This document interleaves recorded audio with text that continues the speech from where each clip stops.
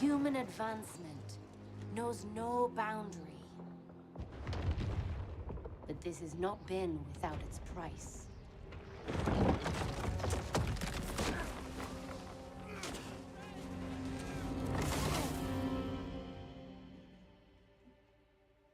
Though we stand at the height of prosperity, we need only look to the past to remember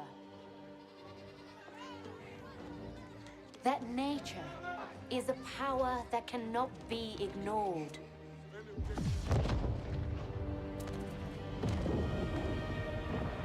Consuming even the mightiest empires. And causing the greatest among us to tremble in her fury.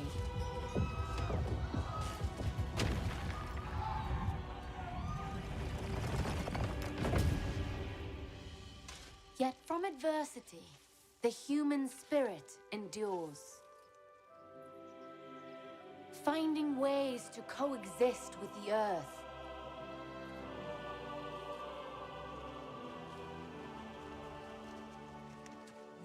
Or bend it to our cause.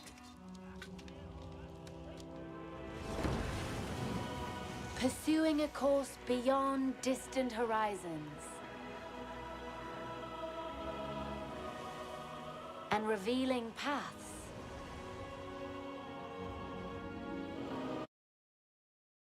Well, former President Trump's bombshell guilty verdict has triggered a predictable outpouring of smugness and glee from celebrities and liberals. Barbara Streisand said that Americans must not allow this felon anywhere near the White House again. Star Trek's George Takei quipped that he should now be called 34 instead of 45. And Joy Behar from The View said she was so excited that she, quote, leaked a bit in Costco. Charming. But could these celebrations be short-sighted and short-lived? The Trump campaign has raised a staggering $200 million I'm staying on my wire. The guilty verdicts rolled in. And he received a hero's ovation alongside Dana White at the UFC event in Newark on Saturday night. Now even some of Trump's political enemies are rallying to his cause. Senator Mitt Romney, very much a moderate of the Republicans, said that Alvin Bragg may have won the battle for now, but he may have lost the political war. Democrats think they can put out the Trump fire with oxygen. It's political malpractice. So is Trump the felon now even more likely to return to the White House? And here to debate this is the Shark Tank Considering how the polls are going, almost certainly is. Attorney Mark Garagos, host of the Daily Wire's Michael Knowles show, conservative commentator Michael Knowles, and the very unconservative commentator Francesca Your Majesty. Fiorentini. Well, welcome Your to Grace. all of you. Mark Garagos, let me start with you just for the legal perspective here. I think two things can be true at the same time. One is that the jury did their job with the evidence placed in front of them. New frontiers of verdict was the discovery correct expand one from a our legal understanding, perspective. from the And tiny the second atom view, to the majesty of outer space. Mysteries long tolerated are closer than Right, ever turn to down the volume revealing for their fuck's sake. deepest Apparently it secrets doesn't work on Sean. beyond what we can easily see. You will choose how to use this knowledge and push back the greatest darkness we have yet faced. Wise Teoaraman. 7.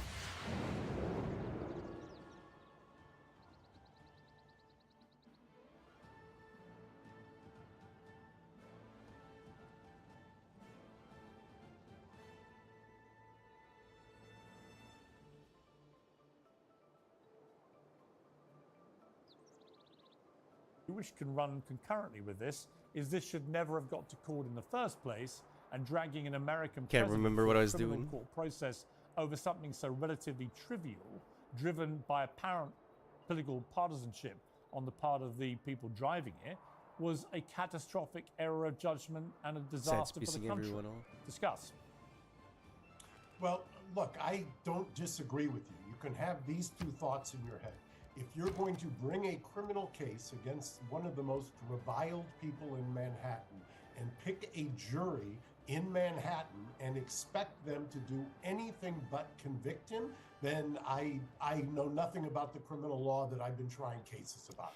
That was a slam dunk for the prosecution from the get-go. At the same time, I can tell you that it was, to my mind, it was reprehensible that you take a case that is basically misdemeanors and with an expired statute of limitations, and you do the mental gymnastics to contort this into a target crime that's not defined until closing argument, and make those into felonies, basically reviving an expired statute of limitations.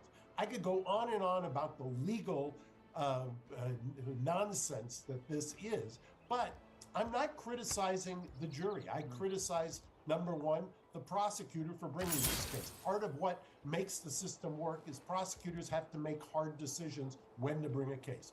Now, the jury did what they were given. That's on the judge. The judge, there's no such thing as directed verdicts in criminal cases. This was basically a directed verdict based on the jury instructions. As to the political, I'll just end it with this. I said 30 years ago when I was defending Susan McDougal, who was Bill Clinton's business partner in the Whitewater case, when she was being prosecuted by then independent counsel Ken Starr, be careful what you wish for, Republicans, because the chickens are going to come home to roost. Sure enough, that's where we are now. And those chickens are going to keep coming home to roost. So, Francesca, my question for you is, I understand how joyous you must be feeling that Donald Trump has been convicted. There's so much plastic in this he culture. Slept with a porn star 20 years ago and may have copied some newspapers about it. But why is it good for America that one of your 46 presidents has been treated in such a humiliating manner over something so trivial? And why do you guys not see that this might help him rather than hinder him in the election? I happen to believe, Piers, that it's good for America when you hold the person who has the highest office in the land to the standards of the American law. And in this case, New York state law, where he committed these crimes. I happen to believe that it is a telltale sign of coming totalitarianism, fascism, skirting of the law when you allow a president to simply do whatever he wants and actually never hold him accountable. But look, the reality is this, is that these aren't crimes that were on the books in every single state. These are crimes that are on the books in New York State, as we talked about, all right? And so he knew exactly what he was doing. In fact, this is the most important part, is that David Pecker of the National Enquirer refused to keep on paying his hush money payments because the dude was tired of getting paid back in expired Trump stakes. And he was like, no, I'm not going to do it this time, especially not with a porn star. And so Michael Cohen had to do the payments on behalf of Donald Trump. Michael Cohen already spent 3 years mostly on house arrest, but he was already sentenced to 3 years over this.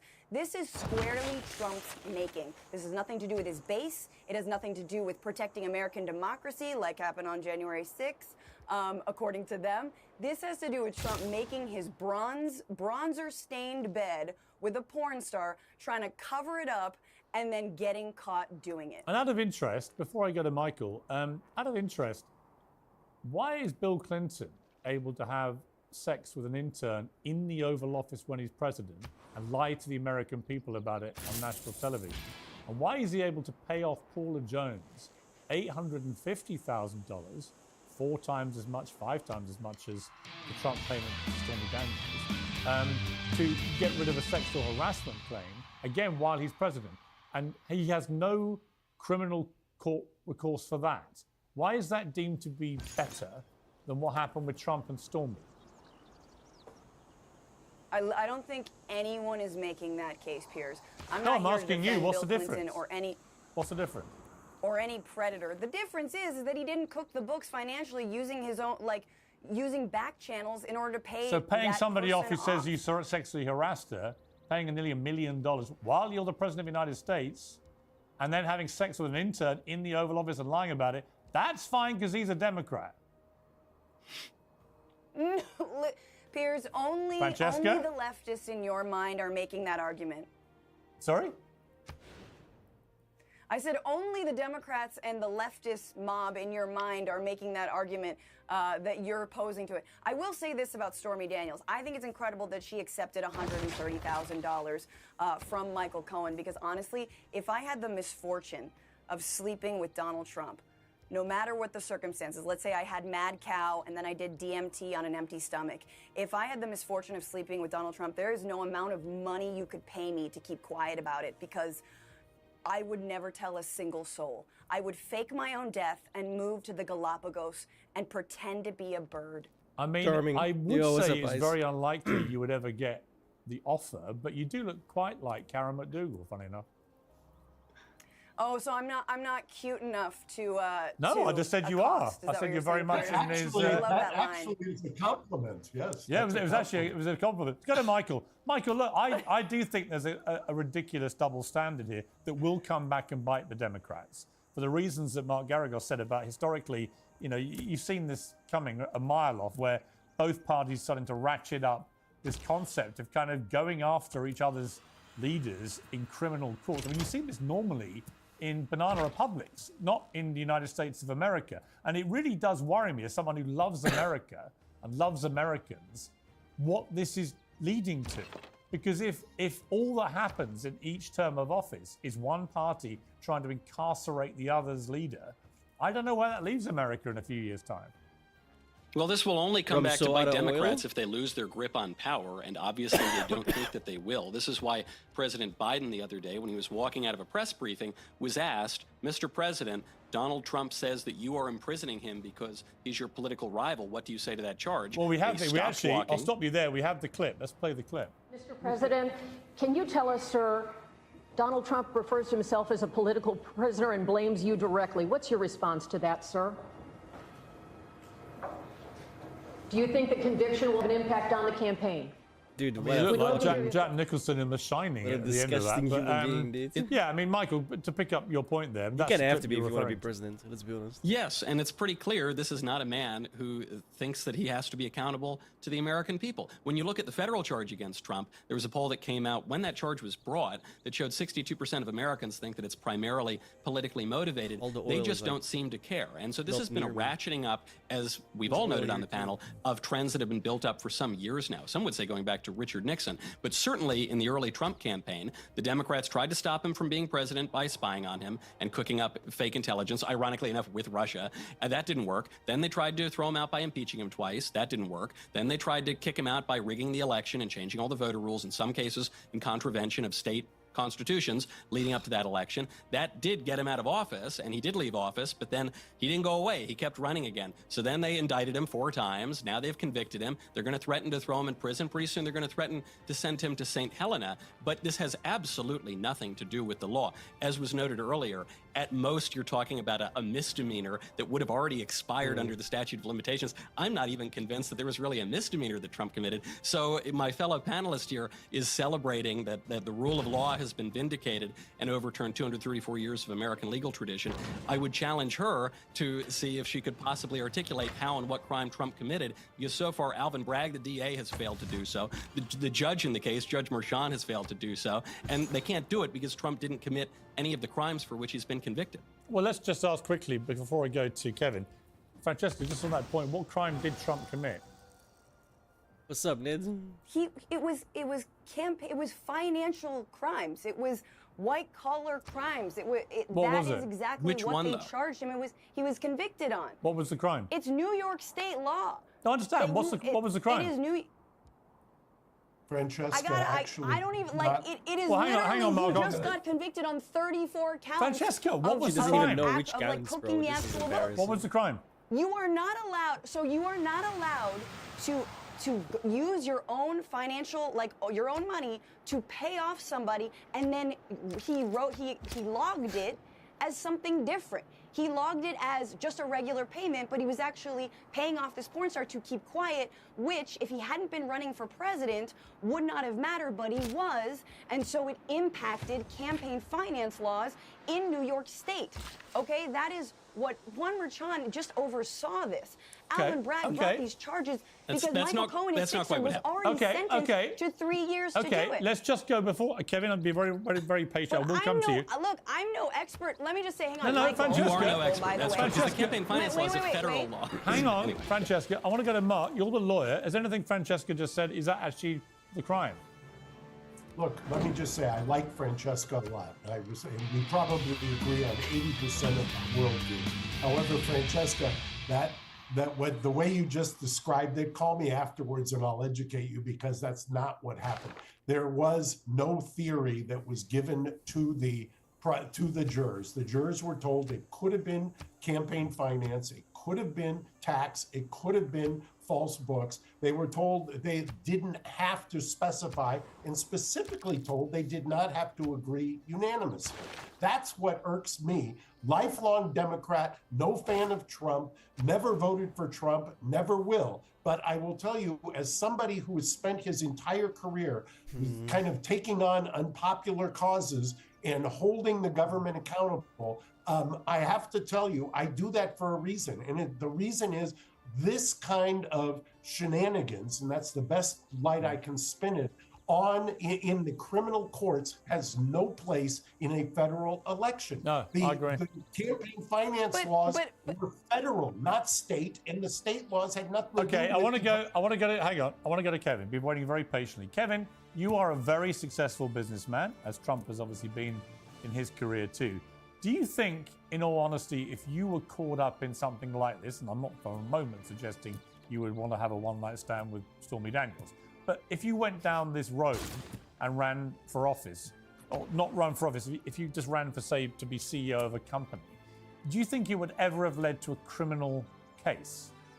Because the argument is that a regular business guy who's not actually running for the presidency would be treated very differently, and therefore the law has not been seen to be fairly applied here. I think half the country in the U.S. believes this is politically motivated, which is not a good thing. It's having more impact on the state of New York, which is half the world thinks that. Whether the case has flaws in it or not will be solved for in the appellate system. So most people assume, because of the importance of the situation, that it will go through the appellate system as quickly as possible, if necessary, to the Supreme Court. In the end of the day, these things balance themselves. The damage done to New York started back in the other litigation around real estate. Quietly, large projects, those are over $1 billion, are not being started in New York currently. People are waiting until things stabilize. And I've moved projects out of New York to places like Oklahoma, North Dakota, West Virginia, Montana, Pennsylvania, much more stable environments. It's too difficult to work in that unstable environment. And the real problem is you can't raise institutional capital right now. The capital from around the world thinks New York's a little off kilter. There's something else to consider about Alvin Bragg, which I think history will prove to be correct. You've got to remember, Donald Trump only 24 months ago, in the middle of the first term of Biden, did not have control of his party. About a third of them were rebelling, if you want to use that word, because they were concerned about the controversy around Trump, and they were looking for new leadership. And he was challenged, but something happened that changed everything, and this is the law of unintended consequences. Alvin Bragg started charging Trump, and immediately the entire Republican Party coalesced behind him almost in 48 hours. Of course, the country bifurcated into this being a political witch hunt using lawfare, as a tool, and we're still debating that. But here's what's really interesting. If Trump becomes president, I think he has a big debt to Alvin Bragg. Right. Alvin Bragg is the kingmaker. Yeah. He made Trump president by polarizing the country so much and motivating the base so much that in the last 42 hours, Trump has passed $60 million in fundraising. That's an all-time record for him. So what's happening here is this unusual time, and I understand that you may not like that as an unintended consequence if you're Alvin Bragg, but I think history will show he made Donald Trump president one more time. And that's just the way it is. You know what? I completely agree. I think it's one of the most willful. I'll come to Francesca for a response. It seems to be one of the most willfully stupid acts of self-harm I've seen any political party commit. You had Trump right on his knees, done. And you've revived the rotting political corpse of this guy, and you've now got him roaring back to the White House. And the only thing, as Mitt Romney, of all people, who hates Trump and represents by absolutely the most moderate part of the Republican Party, when even he says Democrats think they can put out the Trump fire with oxygen, it's political malpractice. He's right. because the only thing that could further guarantee a Trump victory is if they try and put him in jail on July the 11th, which, by the way, I wouldn't put it past them. Yeah, it's remarkable times. We haven't seen polls out since the verdict, and so everybody's waiting to see what happens with the unintended consequence of this in terms of just independent voters. And so here's the thing to realize. If you polled 1,000 independent voters, and they will decide the election, most people agree with that in states like Michigan, Pennsylvania, Georgia, etc. I bet you, and we've had the same on this panel, we're debating it, 99% of them have no idea what this case was about at all, and have no idea what exactly he did, and I'm not sure they care. The fact that more than half of them think it's politically motivated is unsettling. Yeah. And as I said earlier, will get finished off in the appellate system, but this is a remarkable time in American history, and not that great for the American brand, as you started talking about at the beginning. This is more like a Venezuela kind of Cuba, Banana Republic story. You got the porn star. All this stuff is really not what G7 countries do to their leaders. I completely agree. This is Francesca. I just don't get. We see you're laughing, but Mitt Romney, for Mitt Romney to come down so squarely on the side of Trump. I do want to just say, look, so the crimes were falsifying business records. Now, the reason I didn't know that before is because I'm not a lawyer and I'm not the journalist who is anchoring this entire show, who should have told you that it was falsifying business records. Now, on the other because point, those aren't felonies. I hear you that most Americans don't care about falsifying business records. I agree with Kevin and I agree with Piers. However, I will say this. Most Americans also are very much go on gut.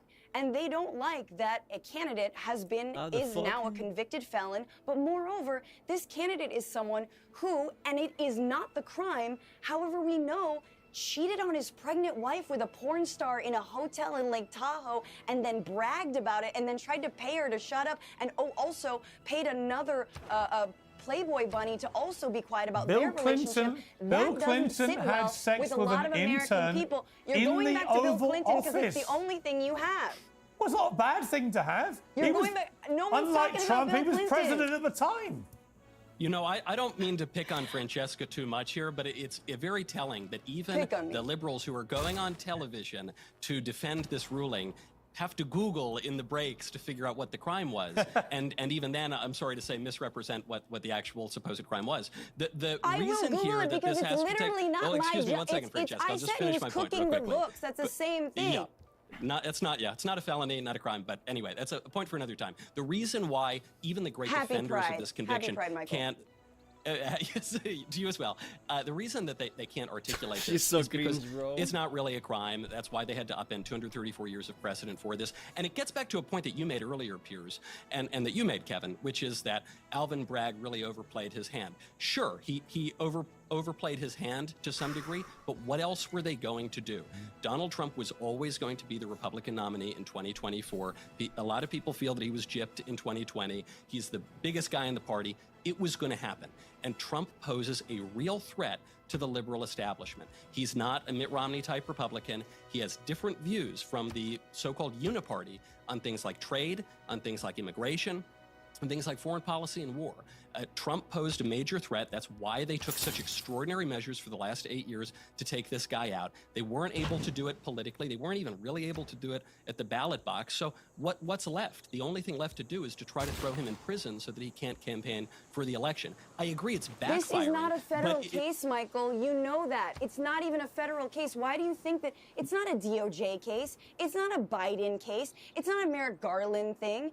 It's New York state law. One so the had a idea that this is somehow design, politically red, motivated on a is green all made ground. up in your head because what you do on your show every day is you groom your audience for fascism, and you set them up for a complete takeover of the DOJ. This is all about allowing Trump to get away with any crime he wants, as you sort of slighted and sort of, laid out very nonchalantly just a little bit ago. He was impeached twice. Doesn't really matter that he tried to blackmail the leader of Ukraine into digging up non-existent dirt on Joe Biden, but that doesn't matter to you Joe or Biden your threatened followers. to withhold arms. You want to make sure.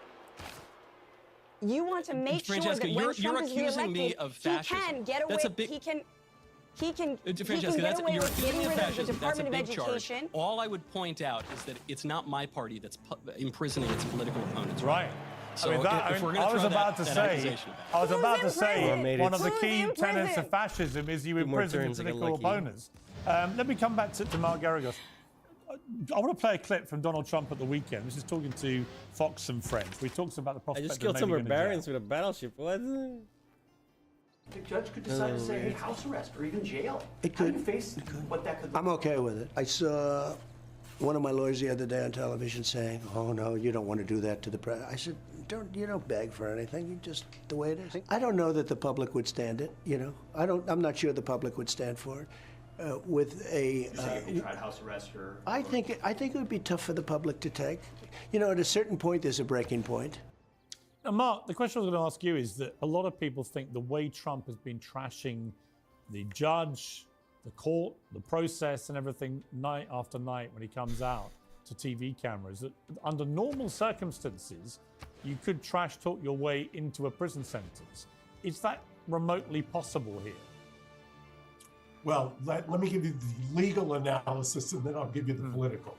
There is no instance I can think of where you're convicted of 34 felonies in state court in America, in any jurisdiction, while you are found in contempt 9 times and a judge threatening to put you in jail, where when you're convicted, the judge doesn't remand you, meaning put you in jail right there pending sentencing. Obviously, that was not going to happen here. Obviously, at least to me politically, this judge is not going to put him in jail on July 11th. I don't even think he's going to give him house arrest. My friend Alan Dershowitz suggested something that I had not thought of. I have been speculating that the judge will give him 30, 60, or 90 days in jail, but stay it pending the appeal. Alan thinks that he will impose a state prison sentence of, say, 2 years and just hang it over his head. And that's somewhat diabolical because if you've got that state prison sentence over his head and he does not win the election in November, there's all kinds of mischief that could happen after that. So I don't think, if I'm a betting man, I don't think he's going to go into jail or into custody on July 11th. If he was somebody other than Trump, he would be in custody right now. I mean, Kevin, yes, that's a really important point, and everyone needs to remember that. Yeah, rocket science has been mythologized all Kevin, out of I'm destroying across the pond at rainforests the for moment. But I love America, and this is just this whole idea that we're even discussing the possibility of incarcerating an American president. I made the point the other day that if it was for running an illegal drone program that killed thousands of innocent people, or it was wholesale corruption on a very serious scale at the heart of government, or something of that magnitude, then okay, I'd understand taking action against an American president. But the idea that Trump is going through all this and may end up with a suspended sentence or a hung sentence hanging over him, whatever it may be, as Mark just articulated, the idea that an American president, left or right, is facing this potentially happening in 6 weeks' time, in election year, I mean, it sends a shudder down my spine, if I'm honest, because I don't know what it makes America as a country. Well, it has never happened before in a G7 country. It happened once, I believe, in a G20 country, but I think was acquitted. This isn't really about Trump anymore from the perspective you're talking about. It's about the American brand. It's about the executive. It's about the White House. It's about the American economy. It's about people's perception about investing in it. There's a pretty big discomfort, and I know this from both Democrats and Republicans. There's many outcomes of this sentencing, but I don't think anybody contemplates that he would be jailed. That would not go over well, I think, at all. I don't think that would be. This judge has a huge responsibility on his shoulders because it hasn't been tested by the appellate court. So it would be wise, perhaps, to be very, very lenient, and I would suggest probation maybe or something less so that he can go on with the political process of running his Republican conference, decide if he's going to be and who his vice president's going to be, and setting up for the election just months away at that point. And as many have said on both sides of the party, let the people decide this situation on November 5th. Right. If they make Trump president again, then we're talking about the Oval Office. We want to be careful not to get in his way as he governs the land. I would have thought bringing the porn star case after the election would have been better. It was really unusual to listen. And I was in London, where you are, talking to sovereign wealth and institutional investors. As you know, I'm trying to buy TikTok, so I'm trying to line up a syndicate. And Stormy Daniels' testimony was embarrassing, talking about condoms and penis size and what does that have to do with state finance or federal finance law? It has nothing. It was really trashy and not at the level you would want to brand a G7 or G20 country. And I think most people are embarrassed about it, to be honest. I agree with you. And talking of TikTok, Trump joined it, Francesca, at the weekend. He got 3 million followers immediately. But also, this happened at the UFC fight. Dana White let him out. And this is just after he'd been convicted of 34 counts of this crime. Take a look at what the crowd reacted was.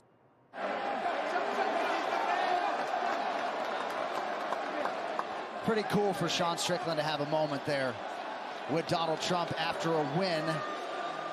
President Trump, you're the man, bro. It is a damn travesty what they're doing to you. I'll be donating to you, my man. Let's get it done.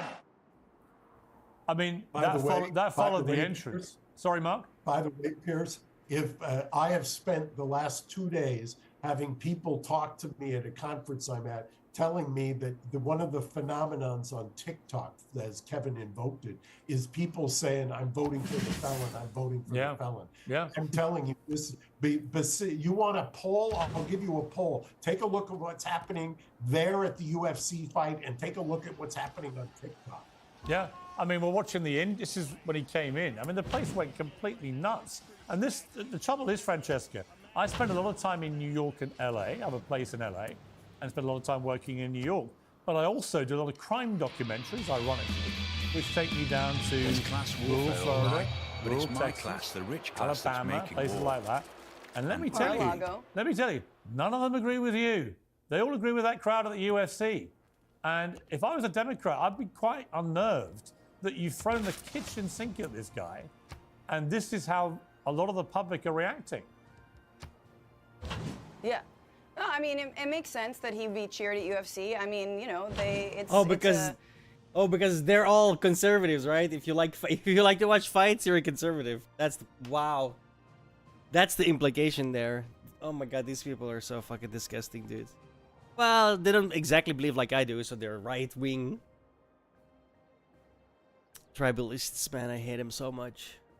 It's a sport full of actors, and we have this guy who's been pretending to be a serious politician for years now. Look, the important thing about that interview that he gave to Fox News... You're not besmirching UFC. Hang on. Fact check. You'll think you're WWE, the actors. The UFC, they're real fighters. Yes. Oh, sorry. I don't have... Cool. Good. I'm glad. Look, there's a big difference. There is a fucking big difference. One is hardcore elite fighting. They're very different things. I don't have video feed, but I bet it's dope, and I stand corrected, Piers. But I will say this: with the interview that he gave on Fox and Friends, I do think it matters because what he said was... It also doesn't help that your advocates are just despicable human beings who can open their mouth for a single sentence and not sound like a total douchebag. It's kind of important to have good optics, not terrible optics. I mean, she looks pretty, but then she opens her mouth and you just realize, like, whoa, this bitch is vile. People aren't going to stand for this. And in some ways, he's saying, you know, he's warned. Here's the thing, like, unapologetically, ignorantly vile, right? She doesn't even know what the UFC is, but she's like, oh, they're all actors. Are you retard? Well, yes. The answer to that question is yes, but maybe don't go stereotyping it a little. Try and avoid stereotyping yourself a little. It's crazy, I know.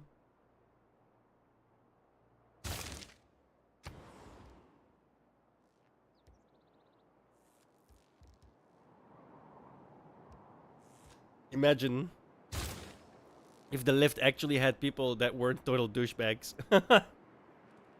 But they'd be much more useful. Morning, Judge Merchan, and I sort of agreed that I don't think Judge Merchan, even though all y'all think that it's some sort of political hit job, they're not going to put him in jail. Sadly for me, I hope they give him some sort of like community service soup kitchen situation. I'd love to see that, whatever is on his head, in a hairnet. That'd be incredible. Or just like make him work one day in his life, just a single day, maybe on minimum wage. I'd like to see what you do at like a Home Depot, you know, or just like do a landscaping job from one of the many immigrants that you want to deport. Retarded. What the fuck are you even saying? So dumb, dude. Oh well, it's 34 felonies, but I want him, and I believe that they're felonies. And oh my god, that's so bad. I'll just give him like 1 day of menial work. What? Oh, so it was political. Gotcha. From this country, anything that would be more of a punishment than actually sitting in a jail cell. But what he was really saying is, hey, American people, basically stand up for me. In effect, do another January 6th for me. And we all saw what happened, no matter what you think of that day, which I'll remind you, so many Republicans distanced themselves from what happened that day. But the other thing that happened is all these folks who loved Trump, who followed him, who believed in him, were arrested and then charged, rightfully so, for trespassing, for rioting, for threatening the lives of Congress people. I don't understand and what I'm Trump doing with these rock bands. faced absolutely no music over that. And of course, Well, if of course Judge he has. Eileen Cannon gets her way, he might never actually face the music until after the election. He's been charged with very serious crimes in relation to that. That won't happen before the election. Instead, the Democrats collectively, through political reasons and legal reasons and so on, came up with the mad idea of going first with the Stormy case. And that has been a total disaster because no one takes it seriously. Michael Knowles, final point to you. Trump said, my revenge will be success. These are bad people. And he said, it's going to be success will be the best revenge. Do you think that's how this plays out? It's the only way that it can play out because, as I think most of us on the panel have accepted, there is not going to be some fair legal conclusion to all of this. The only way that this plays out is if the political system in America is not wholly corrupt. It's only substantially corrupt. Biden smirks when he jokes about jailing his political opponents, but it's not wholly corrupt, and the American people can bring enough civil pressure to bear to push this guy back into the Oval Office. That is going to be the only way that this ends. If he doesn't win the election, Michael will absolutely respect the results of Well, you know what he'll say, win, Francesca? correct? And this time with good reason. He'll say, hey, for 2 months of the election year, when I should have been campaigning, I was being put through a criminal court trial over having sex with a porn star 20 years ago. And you know what? A lot more people will have empathy with him this time than when he falsely claimed he had the 2020 election stolen from him without any evidence. So, unfortunately, Absolutely. I mean, who among us again, hasn't... the Democrat machine to shut Trump down has played right into his hands. But anyway, we've got to leave it there. Brilliant debate. Thank you all so much. Kevin O'Leary, Mark Garagos, Francesca Fiontini. Let's not start with this line of questioning. Actually, I'm going to start with this line of questioning. If you've got no idea how many civilians you killed, why should I believe a word about the numbers of Hamas? Wow! Yeah, I'm obsessed with how many civilians are being killed. You and I have eyes. The world has eyes. We have seen Rafa get bombed. She represents the general psychopathy of the Israeli government. Sometimes, when you invite me to debate, I sit here and go, I don't have to say a word. When you bomb a refugee camp, that is a strategy. International aid organizations and Israel's biggest allies have warned in unison for months, in no uncertain terms, Right now, that attacking Rafah would cross a red line. Zipping around But the Israel world did it anyway. nothing better to Many of the do details are than still help you find disputed. your way to The only one that grocery isn't store. is that dozens of people, only There's 2 way of whom more. are Hamas targets.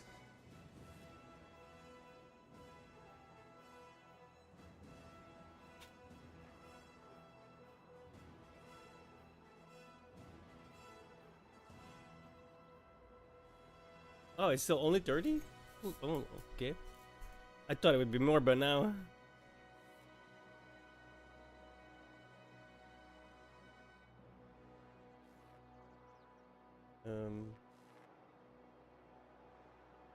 were killed. The International Court of Justice had issued an order for Israel to halt any strikes on Rafah just days earlier. Israel admits that the area struck was not included in the list of locations in Rafah where civilians had been told to evacuate. Prime Minister Netanyahu said the civilian deaths were a tragic mishap. But as with every so-called tragic mishap in this war, nothing much has changed. The red line seems to move at Israel's beck and call. This weekend, President Biden outlined details for a ceasefire plan, which he said had Israel's backing. For the past several months, my negotiators of foreign policy, intelligence community, and like have been relentlessly focused, not just on a ceasefire that would inevitably be fragile and temporary, but on a durable end of the war. That's been the focus, a durable end of this war. One that brings all the hostages home, ensures Israel's security, creates a better day after in Gaza without Hamas in power, and sets the stage for a political settlement that provides a better future for Israelis and Palestinians alike. For months, people all over the world have called for a ceasefire. Now it's time to raise your voices and demand that Hamas come to the table, agrees to this deal, and end this war that they began. On this, the president is surely right. It is time for the war to end. Civilians in Gaza need more aid and need it fast. Israel needs to bring its hostages home. The watching world needs to see a credible plan for the security and rights of Gaza beyond the bloodshed, and that cannot surely include Hamas. Netanyahu responded by appearing to distance himself from that plan, saying that Israel's conditions have not changed. He's now routinely embarrassing the President of the United States by ignoring pretty much everything he says. But the time has come for Israel to listen to its top allies. Killing innocent civilians as they cower in refugee camps, whether intentional or otherwise, cannot be tolerated. And make no mistake, Hamas is a genocidal terror network whose wicked goal is the eradication of the Israeli state. But once again, I find myself asking, how much further can this go before Israel is guilty of the very terror it's supposed to be fighting? Well, in a moment, we'll be debating this with Wajah Ali and Claire Hassan Mahim. But first, I'm joined by Ambassador Majid Bamia, the Deputy Permanent Observer of the State of Palestine to the United Nations. Well, welcome to you, Ambassador. Let me start by asking you this question. Do you see any future for Gaza after this war that includes Hamas in any form of power? So it's for Palestinians to choose their governments, and what we saw from the Israeli response to the Biden speech is the wish to continue the war, continue killing civilians, continue in its attempt to designate who it wants to govern Gaza under their own authority and its ability to continue invading and occupying our land. That is not possible. The future we see is one where we have a real prospect for Palestinian freedom, and that our people will be offered finally that right and that choice. And heaven is under our feet, as a whole, as well as over our heads. I mean, with respect, the question I ask you is whether you think it would be right for Hamas to hold any power, not what NASA spent millions of dollars inventing the ballpoint pen so they could write in space. I think that you have a Palestinian government that should have authority over the West Bank and the Gaza Strip, including East Jerusalem. And I think that Israel has done everything to undermine the Palestinian leadership and government that are willing to make peace as long as the occupation ends. Israel considers that the existential threat is the Palestinian state, and that is a big mistake that has led to all this ordeal. It's Palestinian freedom who will bring shared peace and security to our region. Okay, but by Palestinian government, you mean the Palestinian Authority, or do you mean Palestinian Authority on the West Bank and Hamas in Gaza? I mean the PLO and the Palestinian Authority. Okay, so you agree then that Hamas can have no leadership role going forward in any governmental sense? 7 girls were chased by bears. The I bears were just about to catch them when the girls jumped. If delicate arch has any I'm going to come to that, but I'm just asking you directly. Okay, it seems to me you've already answered the question. State of Palestine, the state of Palestine is...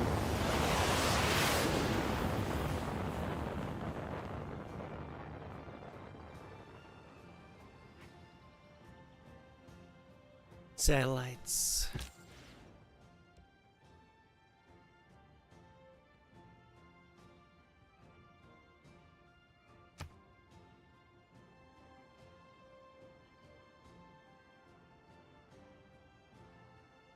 Wow, this poor guy got immediately locked in by the 2 others. Unlucky.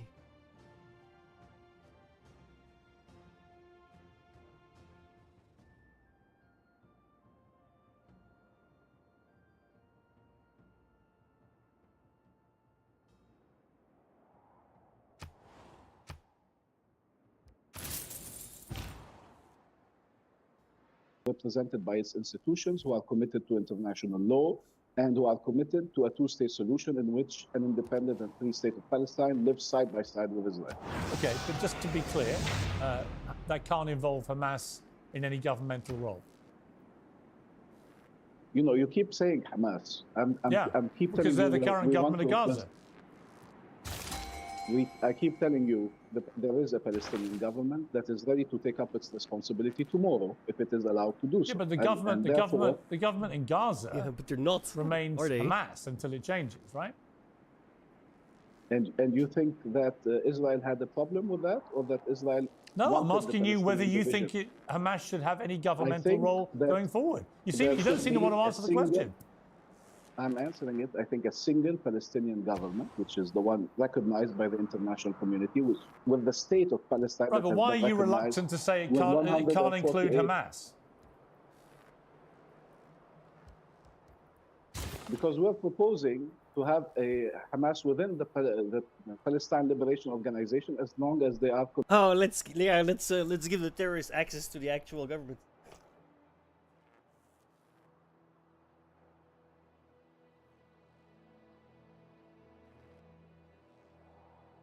I swear, these people all just hate each other over there, dude. They want this to continue.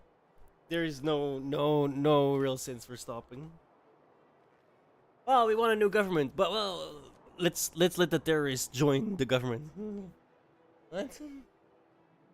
Committed to the platform of the Palestine Liberation Organization. Why should and we okay? have- All right. So now we you want to okay, Because it so works you're so saying well you for want Ireland. All right. So you want we Hamas to be convince part all of our it. people.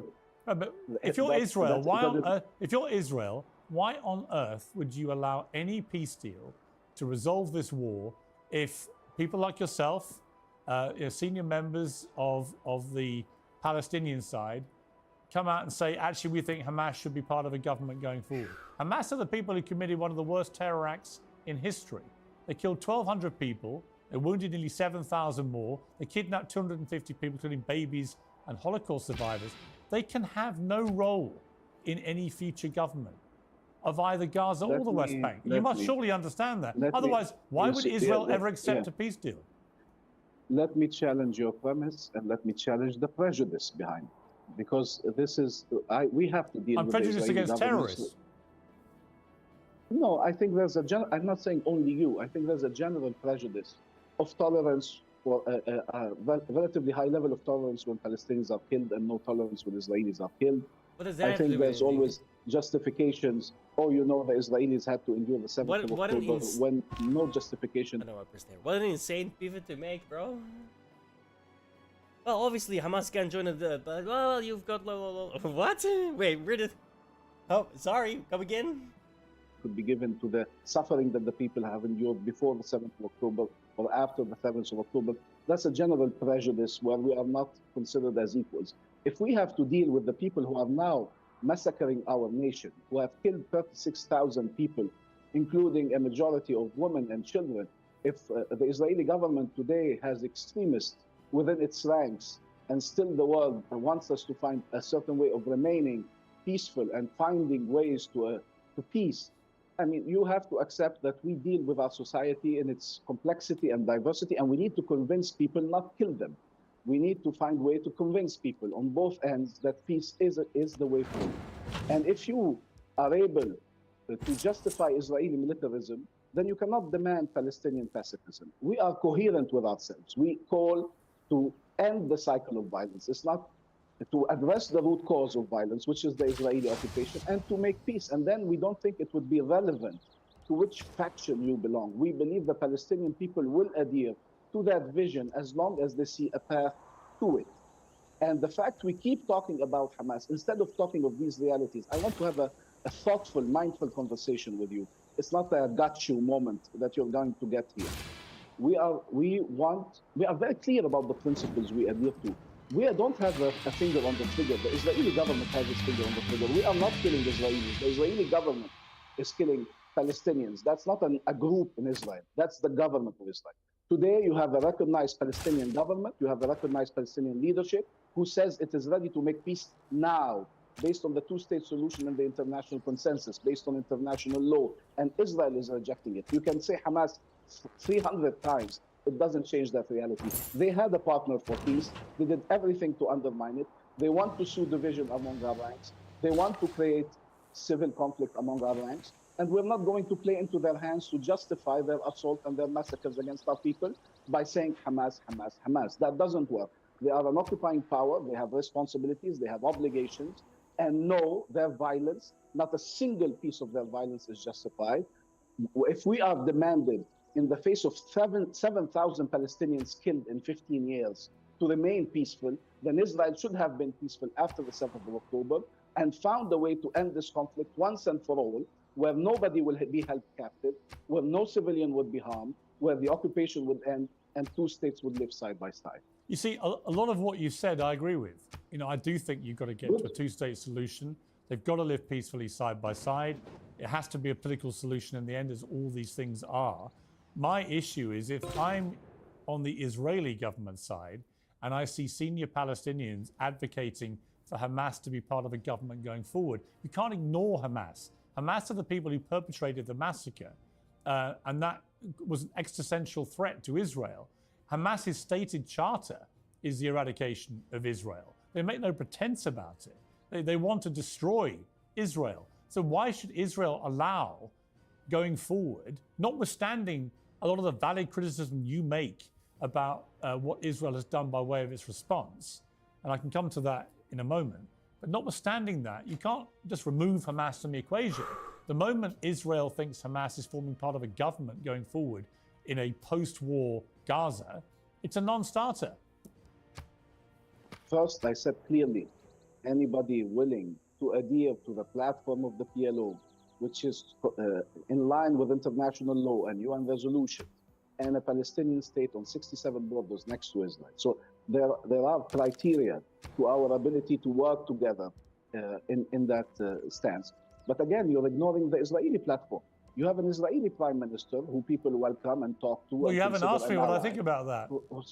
Why don't you ask me? I'm asking you. I'm saying, you might get pleasantly surprised because I happen to agree with you that the Israeli government right now seems to have been completely overrun with extremist ideology.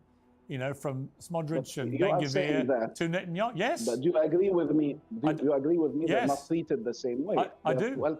No, I do. I don't think Netanyahu should remain in power after this war. I don't think his more right-wing lunatic element in his government should remain in power.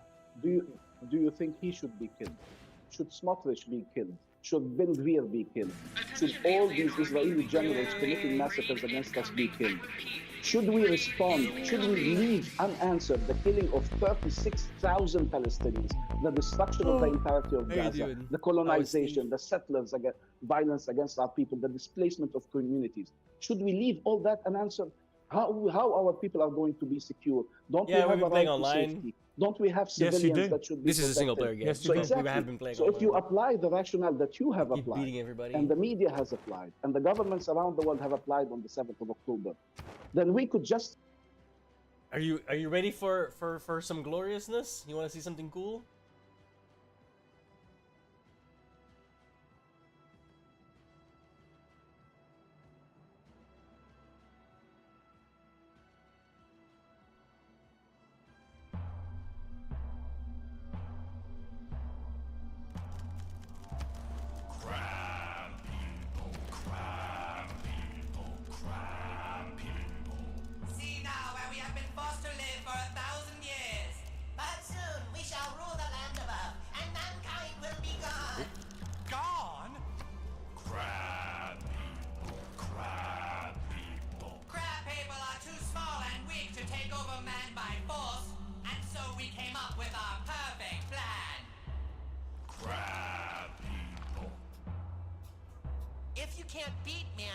Change, man. I knew it. I knew gay people would never do this to their own kind. Look at my fate and my money. I think I got this game in the bag.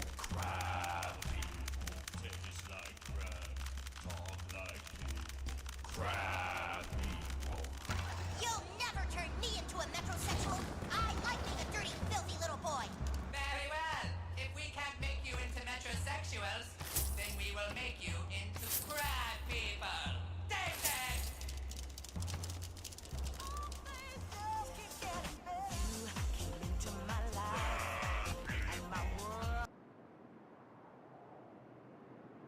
justify violence, very strong violence. Glory against to the Israel. crap It sounds to people. me. And we came and okay, we but said, it sounds to me, and we correct want me, to use correct me if peaceful I'm means to wrong, liberation. Ambassador. Correct me if I'm wrong, but it sounds to me like you're trying to find a way of justifying what Hamas did on October the 7th. That it was part of No, the I'm not. I'm part not, of the I'm not at all. so-called I'm not at all. resistance. That because of previous violence. I'm not. Listen, there's again. There's the limit. You have to draw a limit somewhere. Harming civilians is the limit. It applies to everyone. Harming civilians But is you not do acceptable under condemn any what right. Hamas did. You see, so we're going to go down that line of questioning again. Yes. And I'll take this, since we have a bit of time. Usually we try to, answer. I'm not get trying out to of the gotcha you. I think situation. you've made a lot of very good points. No. Since you're giving me the time, let me explain why you didn't get anyone to really need answer those that oil question. platforms. If you allow me Well, to no, do some that. people did. I told Some you. people did. I told you. No, I mean, again, let me try and explain. If we had adhered to that line of questioning, the first question would be, would you condemn what happened on the 7th of October? Whatever you say, yes or no, the questioning is not going to end. If you say yes, then he's going to ask you, do you consider it as terrorism? If you say yes or no, that line of questioning is going to continue. And by the time you're done, the interview is done, and you haven't spoken of the ordeal of our people. And you have somehow found yourself justifying the Israeli response to it. I do not accept a terrorism framing. I'm very clear with you. I reject a terrorism framing. In the UN, I'm a jurist. How would you frame it? I will tell you. There is no definition of terrorism. And the reason is you have countries who came from decolonization. Well, it's the killing of innocent civilians for political gain. There's no definition. You can check. Well, that is a UN. definition. There's no agreed upon. No, that's your definition. There's no. No, agreed that is upon the definition. Let me get to. You'll get the point that I'm making. Again, okay. I'm a very blunt person. Okay. I'm a very blunt person. No, I I'm not appreciate scared that. of any question. So am I. And I can respond to any question you have. The reason why states cannot agree on the definition is that people don't want struggles against colonialism, liberation, apartheid, etc., to be painted as terrorism, and thus by confusing the justness of the means you are using and the justice of the cause you are defending to delegitimize these secret societies. And then you have on the other side states, including in the Western Bloc, this one was Israel, really fucking who say good, a state can do anything, can do exactly what you just defined, and can never be accused why of I'm so terrorism high. because terrorism can only But be the done rest by sucks. armed groups, not states. Like, That's why meh. at the UN till now we have agreed on everything except the definition of terrorism. The terrorism framing means you have to kill the terrorists. That's the only way out. If you accept a conflict framing, then you need to end the conflict. That's how you resolve the violence once and for all. Israel wants to replace the conflict framing by a terrorism framing, and then wants to expand the definition of who's a terrorist to anybody in the Palestinian people. How many times they said Palestinian prisoners are terrorists? We had 1 million prisoners in 70 years. So all of our people are terrorists. They call our diplomacy terrorists. They call our NGOs, the most prominent human rights NGOs, terrorists. Now they're calling the UN terrorist supporter, and they want to make the UNRWA terrorists. So once we accept that framing, we've set the stage for the indiscriminate killing of Palestinians. This is an occupation. It doesn't mean that you can harm Israeli civilians. Many There's no right to resistance that allows you to harm civilians. That's not the way the international law works, and we are abiding by international law. But it means that the solution is not to kill more people. It is to break the cycle of violence. It is to sit and make a peace agreement that liberates the Palestinian people and ensures the peace and security for all. That is the only way out. And you have to recognize the humanity of the other. And for many reasons, personal, that we will not dwell into, I am immune to hatred. There are reasons in my personal story that makes me immune to hatred. And I'm far away, and I'm privileged, and I haven't suffered much of the suffering my people have suffered. If you could see into my soul the level of anger that takes every fiber of my being so it doesn't turn into hatred that would misguide me or rage that would blind me, I can understand how people can go crazy seeing their kids killed, seeing people under the rubble, having to be displaced from one place to the other, being bombed, besieged, starved to death, and the world still demanding of them that you should do something different. Israel will kill Palestinians, whether they're peaceful, whether they're violent, whether they're tall or small. They will continue killing Palestinians because what they reject is our identity, is our nationhood, is our statehood. And they're not being very discreet about it if you just listen to them. Ambassador, I appreciate you joining me and being so frank. Thank you very much. Thank you. Well, I'm joined now by the host of the Democracy-ish podcast, the commentator and columnist Wajah Ali, and Flo Hassan Nahum, the Israel Special Foreign Ministry envoy and former deputy mayor of Jerusalem. Well, let me start with you, Flo Hassan Nahum. I mean, that was powerful stuff there from the ambassador. What's your reaction to what he said? Well, half of it is lies or delusions. And again, everybody wants to look at... Wow. You couldn't find a better studio than this fucking echoey place? Jesus Christ. That's terrible audio quality. this in a very narrow scope of what happened since October 7th, which we are still suffering that trauma of those atrocities. We still have 124 people. Every day we're discovering dead young people from the concerts. We have a 1-year-old child, we have a 4-year-old child. But I want to go further back. 2005, Israel left the Gaza Strip unilaterally in order to give the Palestinians that chance of what they said they wanted. They wanted autonomy, they wanted self-determination, they wanted a state. And let's say that it wasn't a state, it was a statelet. And look what happened. This man who just spoke, his party Fatah, were brutally removed in 2006 from the Gaza Strip by Hamas, who took over and since haven't had an election. That's been 17 years. Now, the people who live under the Hamas umbrella, they're doing great. And the people who don't live a miserable life. There's, of course, no rights for women. 12-year-old girls are married off. I mean, it goes on and on and on. Now, since 2005, every year we've had a war with Gaza, almost every year. Rockets. Why are they firing rockets if we left that strip for them? And it goes back to what you mentioned to your speaker, which is the Charter of Hamas is not a two-state solution. Hamas is from the river to the sea, the destruction not just of Israel, but of all the Jews in the world. And if all the Jews happen to be in Israel, even better, more convenient. But let's look at the PA as well. And let's look at why we're in this mess to begin with. The Palestinians have rejected statehood 5 times. From the 1930s to then on to the Oslo Accords to 2001, when Ehud Barak offered them, they're talking about the 1967 lines, that's exactly what Ehud Barak offered Yasser Arafat. And instead of saying yes, he goes to the streets and releases suicide bombers and maims and kills innocent people in the streets of Jerusalem, my city. Now, let's say you're not happy with that deal. Let's say you're almost there. You're about to get a state, but you're not agree with this or that. Wouldn't you go back to the negotiating table if that's what you really want? You start an urban warfare, move forward. 2005, Israel leaves the Gaza Strip. 2009, another peace deal offered by Ehud going even further than Ehud, and them saying no again. So my conclusion is, and the conclusion of a lot of people in this country who are fatigued by this full attempt that they are saying that they want a state, is that what are you going to do about it? Not that there isn't a Palestinian state. The crux of the problem is that there's a Jewish state that they have never ideologically accepted exists. And in their educational system, he talks that they want peace. Why are they paying terrorist pensions? He talks that they want peace. Why is in the educational system talk about the right to return and the destruction of the state of Israel? If that's what they want, why are they telling the people exactly the opposite? Okay, let me bring in Wajah Ali. You've been waiting very patiently. I mean, there's a question in that which I think is a very valid one, which I also asked the ambassador.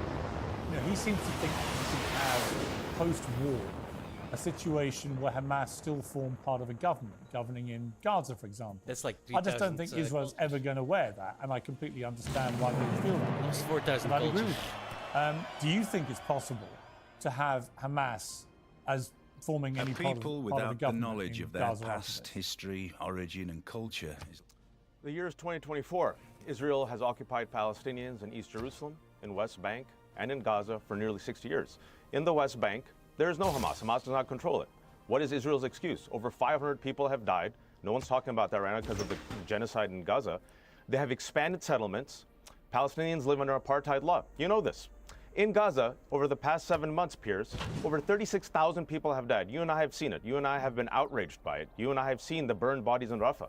Over 80,000 people have been injured. Over 1.5 million people have been displaced. As long as there is an occupation, even if you get rid of Hamas, and as we have seen in the past 7-8 months, Hamas will not be destroyed. They have been weakened, but Israel has already failed in its war because, as we have seen, Hamas will not be destroyed. Even if Hamas gets destroyed, something else will pop up. I'll give you an example. Early 80s, Lebanon. They went to Lebanon. Israel went to Lebanon, laid devastation. What happened? PLO got weakened. What rose in its place, Pierce? You remember. Hezbollah. Who has been supporting Hamas, specifically as a counter to Arab nationalism? Israeli government. Who has been supporting and funding Hamas? Benjamin Netanyahu. So who here the ICC has said has committed war crimes? Netanyahu and the leaders of Hamas. The reality is, unfortunately, as much as all of us hate Hamas, and we do, it has committed terrorism against Israel. Right now, the problem is the occupying power, occupying Palestinians. And I will say this, he's leading on a domination Israel should call out Hamas's bluff. Hamas said, if Israel accepts 2 states, we will lay down our arms. All right, call Hamas's bluff. Last month, Hamas said, we accept Qatar and Egypt's peace plan. Antony Blinken said it was very, very generous. Who torpedoed it? Netanyahu.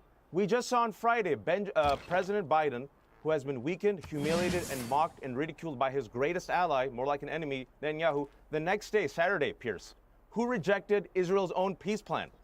Netanyahu. So I'm telling you, as long as Israel occupies Palestinians and Israel chooses to occupy Palestinians, and Netanyahu and the government say no 2 states, there will always be resistance. That's the reality we have to deal with, unfortunately. Okay, bring Fleur back in here. I mean, I don't think Hamas should form part of any government after this. I think they abrogated their right to govern anything, frankly, but what happened on October the 7th. But I also think that Israel's current government is full of people who are, I would label, extremists, whether it's Smotrich or Ben-Gvir, or even increasingly Netanyahu himself, who, let's not forget, is facing corruption charges the moment this war's over. All the polling says that Israelis support the war on Hamas, but don't want him to continue as prime minister at the end of it. There's no motivation for him to end this war. In fact, the motivation is quite the opposite. And it's quite clear from the rhetoric of people like Smotrich and Ben-Gvir that they speak in virtual genocidal terms themselves. So yeah, I'm all in favor of Hamas being removed completely from any power. But I don't understand why any sensible person on the Israeli side would see that it would be good for anything going forward, particularly a 2-state solution, to have people like Netanyahu, Smotrich and Ben-Gvir anywhere near a government. What do you say to that? Well, the thing is, Piers, we're a democracy. And democracies, we have elections. Just because Hamas had an election and the PA haven't had an election in, 19 years? Hamas haven't had an election in 17 years? We have elections. The people speak and they elect the leaders that they want. But it's very, very interesting how everybody's putting the blame on Netanyahu and this government when previous governments, some on the left, also were rejected. Also, the Palestinian leadership rejected statehood. What was the excuse then?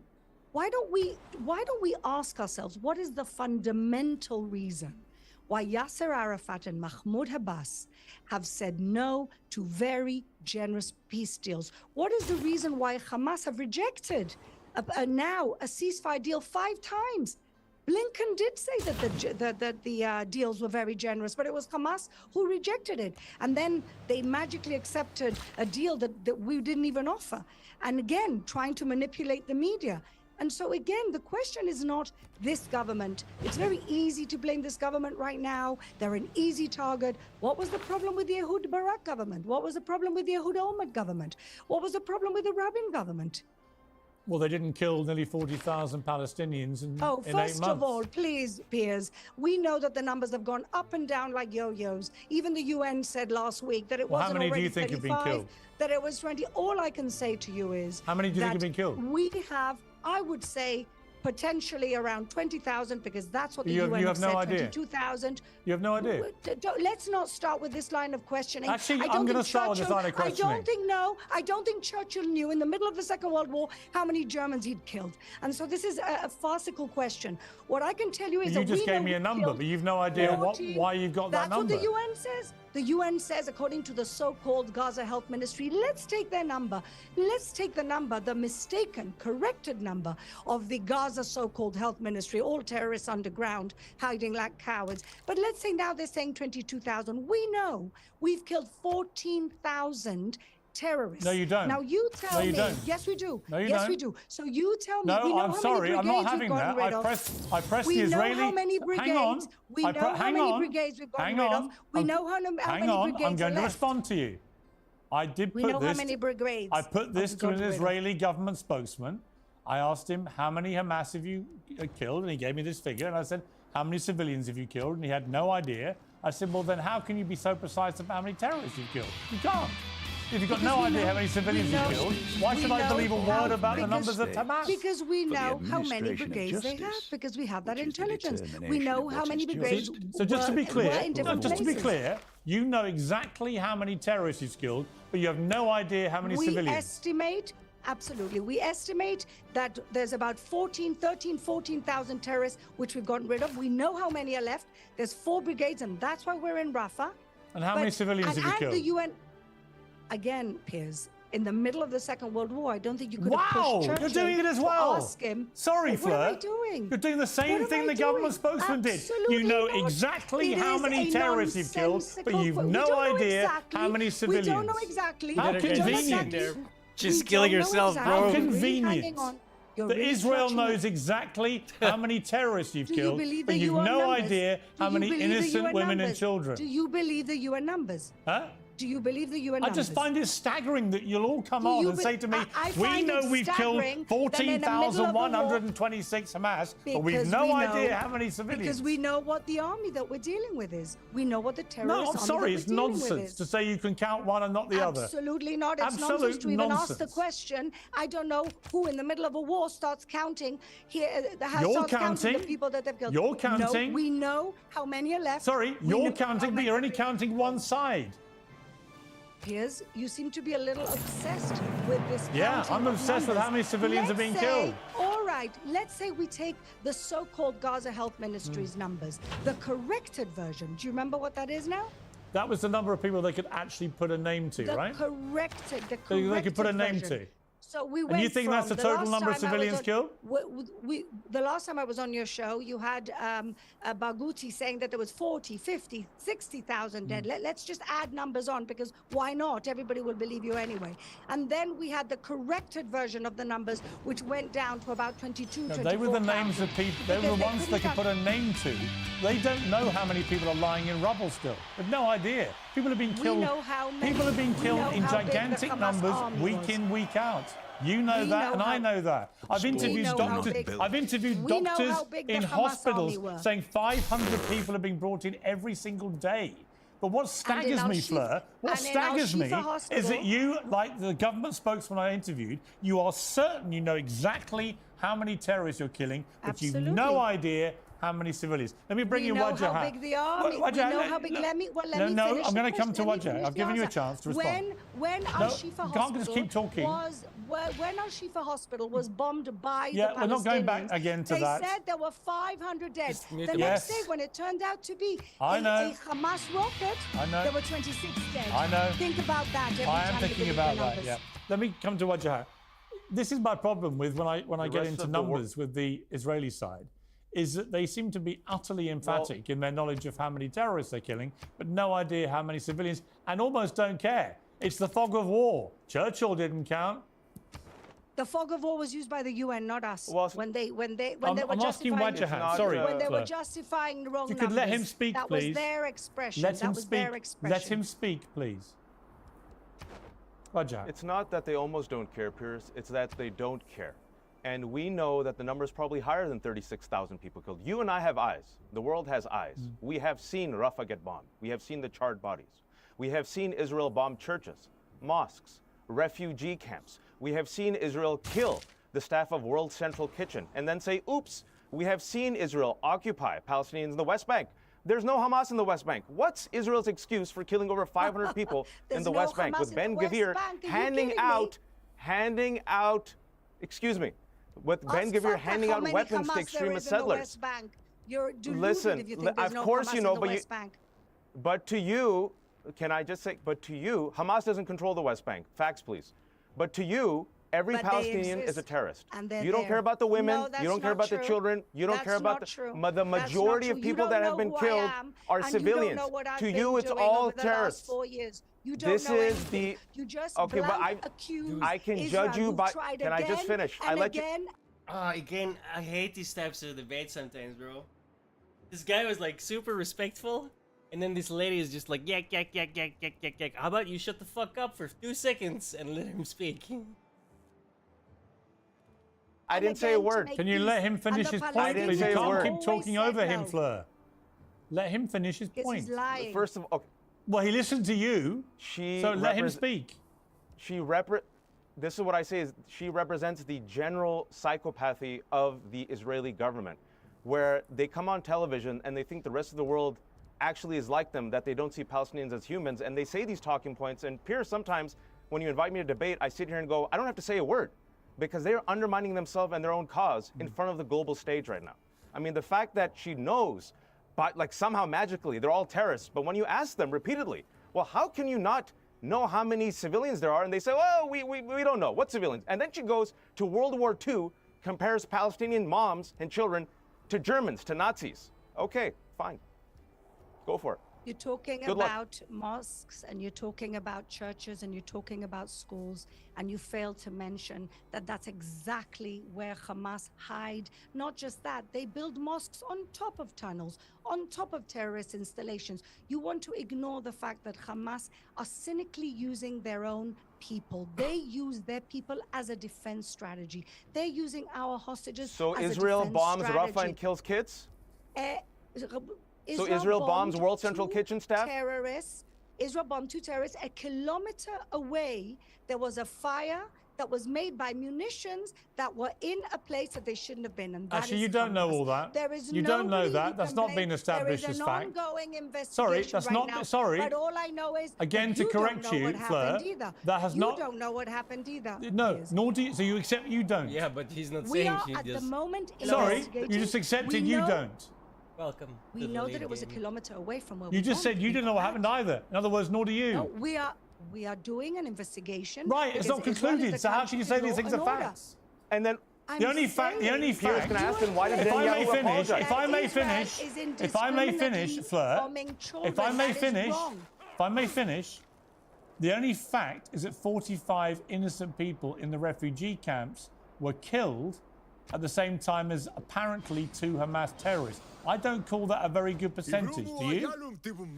No, but it wasn't a strategy. And it is not But what when we you aim bomb a to do. refugee Whereas camp, Hamas that on is the a strategy. October 7th, When you bomb a refugee when- camp, no, it is a We did strategy. not bomb a refugee camp. We bombed 2 Who are in a terrorists refugee camp? down.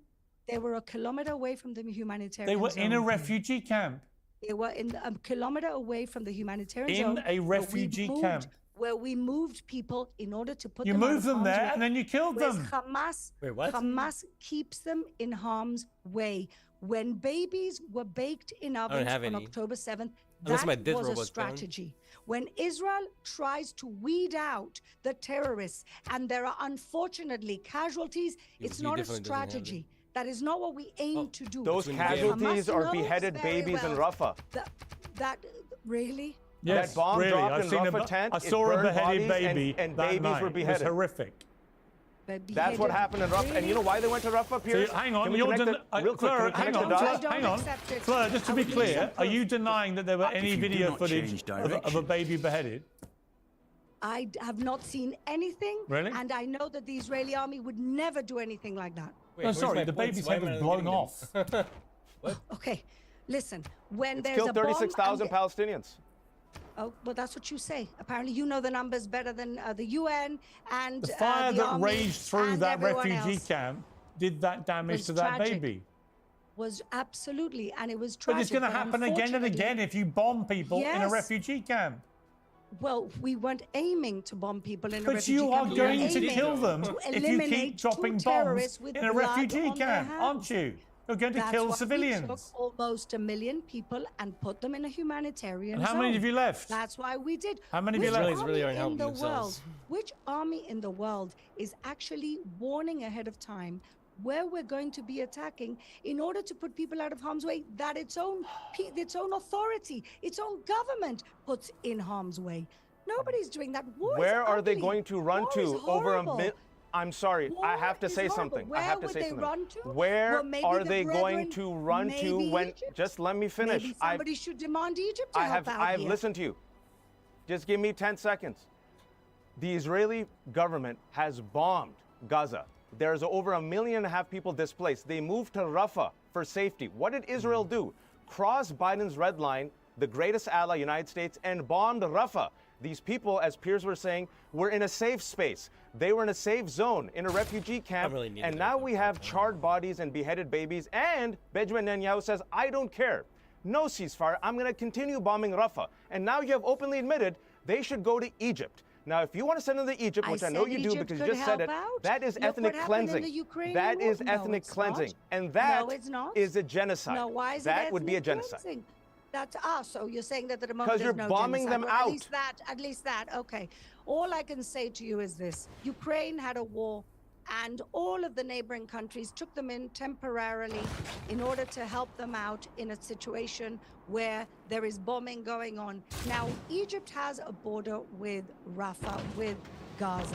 Now, not only are they not helping out, even temporarily, Isn't it crazy I'm still shooting taking barbarians? people out of harm's way, they've built 3 What the walls, fuck? and What a it was battleship. discovered that 50 tunnels that were smuggling in arms Because from it's Israel's Egypt. responsibility. Israel is the occupying No. power. Why should Egypt help? We are not- Israel why are should we stop occupying? killing We left in Palestinians. 2005. It is your responsibility. We left It is your 2005. responsibility. You are the Why are we- occupying power. Why do you want to Where? kick out Where are we the Palestinians to Egypt? occupying- And by the way, where are do you we think the occupying do power? you think Palestinians will be allowed to return in Netanyahu's Israel, where he says there's no 2 states? Do you think Ben Gvir and Smotrich will allow these Palestinians that you care so much about that you're going to move out to Egypt and Jordan? Do you think that the government of Netanyahu, your government, will you allow these refugees to come back? You know all these hundreds of thousands of refugees that you've allowed to come back over the past 70 years? What would happen? Do you think they really will be allowed to come back to your Israel? Listen, we never left. We left in 2005, and we pulled out 8,000 people and their businesses and farms not to come back. Why did we do that? Why did we go through all of that trauma? And you're still pulling out occupying. people.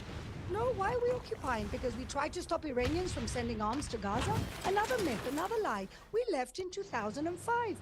We If left you the let, Palestinian okay, let me ask you leadership- this. We left the Let me ask Palestinian you leadership this. to their own Let me devices. ask you And this. look what happens. Let me ask And you look this. what happens. Let me, Piers, Fleur, every please time we stop try talking. land for If I'm peace, asking a look what question, happens. my question Look is what this. happens. My question is Mhm. this. If there's no Yeah. occupation, She's how is still it stuck- that at the she's start still of this not talking. war, Israel was able to turn off a lot of the water into Gaza, a lot of the food into Gaza, a lot of the energy into Gaza? If you're not an occupying country, how are you able to do that to another country? A blockade is not an occupation. What is Piers. it? And a blockade is not an occupation. What is it? Legally, a blockade is What not. is it? Well, first of all, there was trade going on between Gaza and Israel before October 7th. We gave out 20,000 work permits. People were working all across Why are the Gaza Palestinians not envelope. entitled to the same rights as Israelis? They have their own state. They What don't do you have the mean? rights of Israelis. Why not? Because they're not Israelis. Okay. Well, that's pretty conclusive. Thank you. They're not Israelis. Okay. We left in Sometimes, 2005. you know what? Look, Piers, Sometimes they can't have it's it good to both shine a ways. light 'cause you get the right can't- answer. No, let me tell you what light I'm shining. You can't have it both ways. Do you want to be Israeli or do you want to have your own state? Do you want to have your own autonomous territory? I or think you want to be part of Palestinians Israel? want to have the same. 94% Palestinians want to have the same Palestinians- rights as Israelis, and I don't see why they shouldn't. But do they want their own state or don't they? Do they want to be part of Israel? Do they want a one-state solution or do they want a two-state solution? Well, What let do me they ask. want? Okay, that's a fair enough question. asking. That's a fair question. Let me put it to Wajah. What do you want? What do they want? Wajah, what do you want at the end of this? At the end of this, I want justice, I want peace, and I want a pathway towards Palestinian self-determination. I think there has to be an end to the occupation. Israel is occupying Palestinians to its detriment. I want to just say, those who are supporting the war like she is, here's the failure of Netanyahu's war, very quickly. Netanyahu said he wants to destroy Hamas. Hamas is not destroyed. Failure number one. Netanyahu says he wants the hostages back. The family members of the hostages are protesting Netanyahu because they know he doesn't care. Failure number two. He says he wants to make Israel safer. Israel's not safer. He wants to make the region safer. The region's not safer. He wants to help Israel's reputation. Israel's a pariah. Military solutions will not work.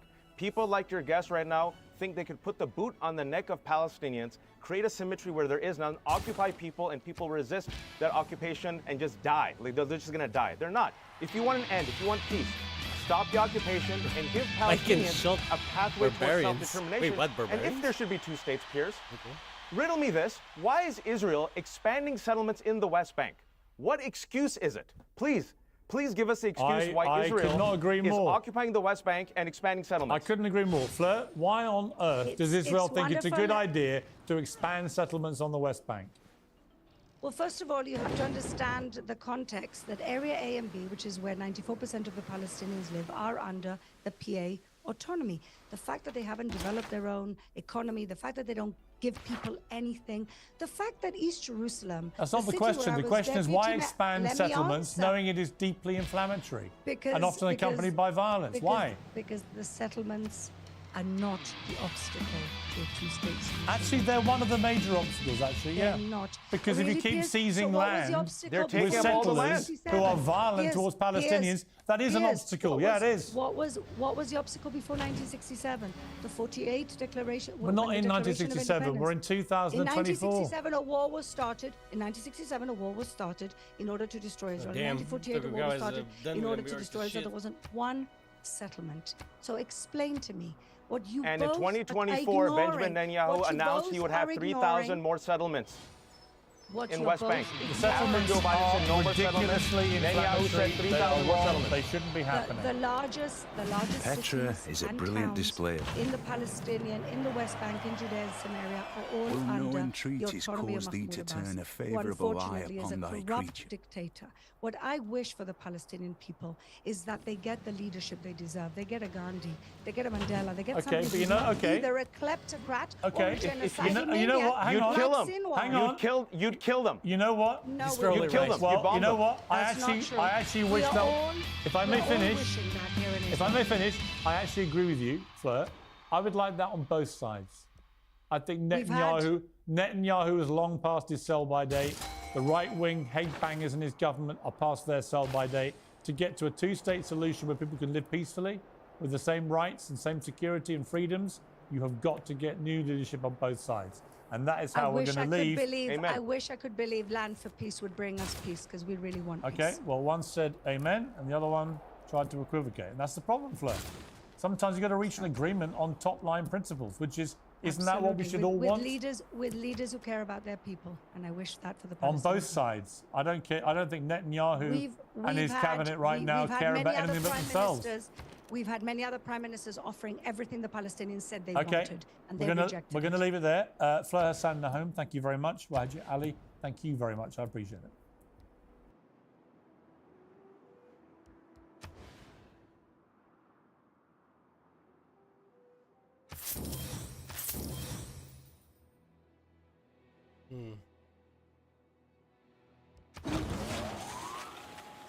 Welcome to the Daily Show. My name is Jon Stewart.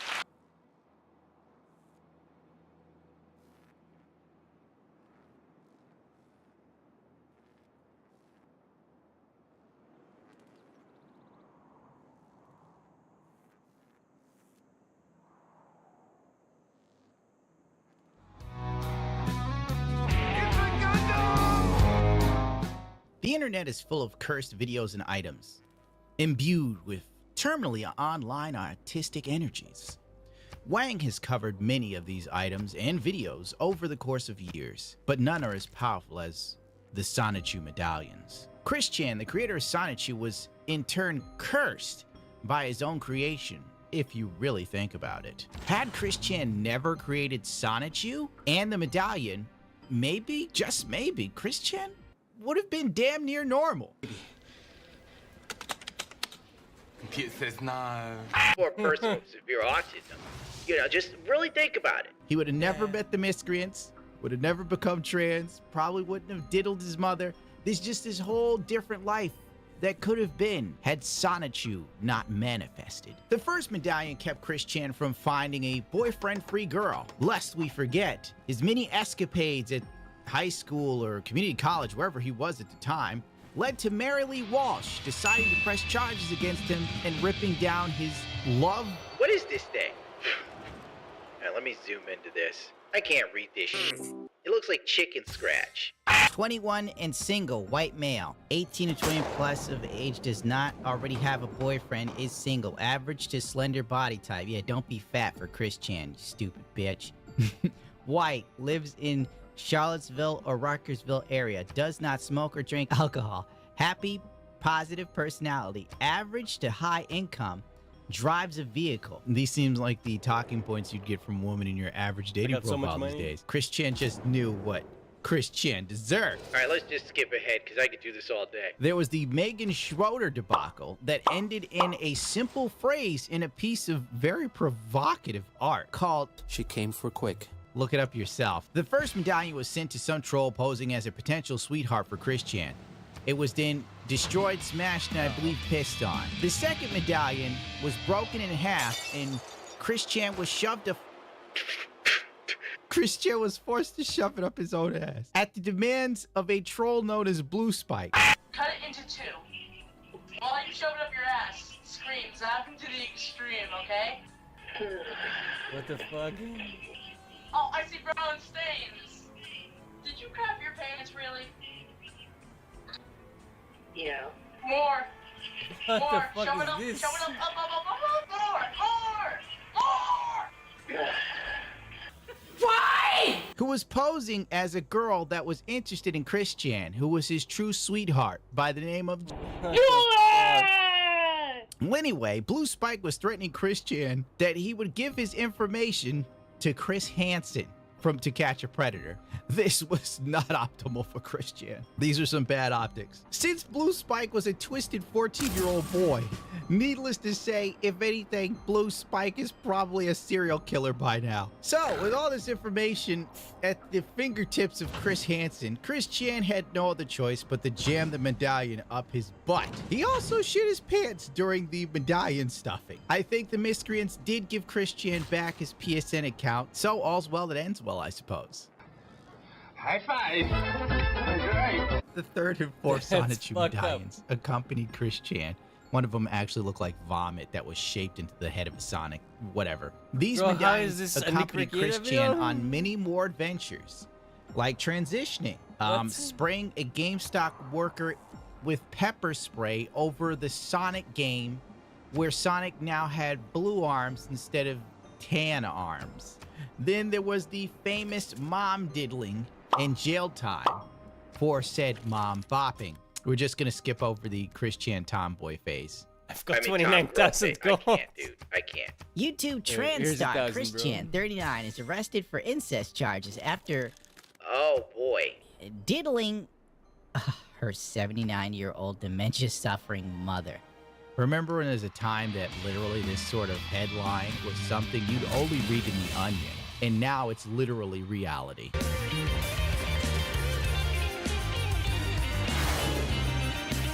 If I were to focus solely on Chris Chan, it could go for hours.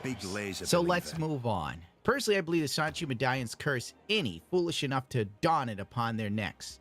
It's like the rings of Sauron. You know, if it had crippling autism and mommy bopping energy. Instead of becoming invisible, you apparently throw your career or life away. Or you simp for a gassed up mid that does only bands. 9 years ago, iDubbbz opened a box with a cursed item in it. This video was entitled Straight Outta Compton, a bad unboxing. 9 million people saw this man seal his fate, and still they didn't see it coming. Need I say more, really? He is now a content meme wraith, a mere shadow of his former self, terrorizing the airwaves with his incredibly boring podcast, while his wife sells booty pictures. I like when people call me a succubus unironically, because it means that I'm at least in some capacity hot to someone. Right. You're achieving something. I'm hot to someone. Right. Somewhere. Yeah. Because to be a succubus is, I mean... Yeah, think they're insulting you. They're like, you succubus, you damn temptress, Dude, these people Yeah. are you cringe. siren. What the And fuck? it's I also like being called a witch. Yeah. What video did I click on, dude? What the fuck is this? Yeah. I'm like half Irish and we're pagan witches. These are all sick things for women to be. Yeah, it's like, cool to be a witch. Yeah. This is stuff I could have done. Right. Even to go as far as having him take the photos of her on their wedding day, if you can believe it. What? I'm not joking. Fortunately for iDubbbz, his medallion was made by a cosplayer, so it was Christian adjacent. It may have lacked the full power of the genuine article, but it was more than enough to destroy any damn dirty troll. According to Kino Casino, who keeps up with all this garbage that I pay no attention to, iDubbbz is quitting the internet and social media again, and he said that he may have to work for UPS because there's no money in YouTube, which is a good move. UPS drivers start at $170,000 a year with insurance. That's a whole lot more than YouTube, and you get insurance. And then advertise your wife's only your coworkers. Whoops. Stop him! The only person to bear the medallion of the cursed Chan and suffer no ill effects was Liquid Chris. His medallion was made of paper, so it wasn't as powerful as other talismans of Chris Chan. On a sadder note, another wearer of the Sonichu medallion was Donovan, aka Crypt Daddy.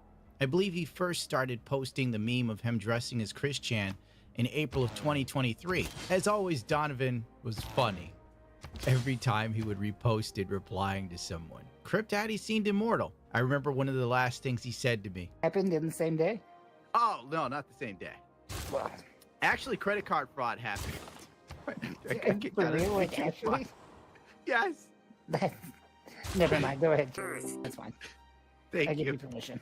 I always loved interacting with that guy, but sadly, 4 months after posting himself wearing the Sonichu medallion, he died. Right after doing a collab with JonTron, which arguably was probably the first time a lot of people got exposed to his brand of comedy and saw the genius of his existence. It wasn't really fair. This could be coincidence or truly the curse of the Sonichu medallion. I then started to look up his medallion and study it. With all the years of autism I had gained from studying Star Wars costumes, and I realized Donovan actually bought a true handmade Sonichu by Chris Chan.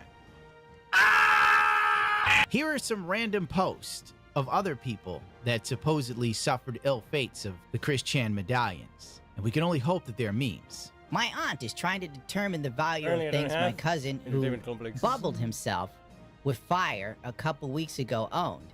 This was one of those things. Oops. A Sonichu medallion number 36. So this may have been one of the true originals. This cat's owner thought it would be really funny to put a medallion around the cat's neck. The cat then died of kidney failure 2 years later. Coincidence? I sure hope so. Finally, this brings us to the subject at hand. Nick Rikita, the most recent victim of the Sonichu curse. In October of 2023, Nick was sent an unmarked box with a letter. I got this anonymous letter, or the anonymous package. It was postage not paid. Like, I had to pay the postage on it to receive it.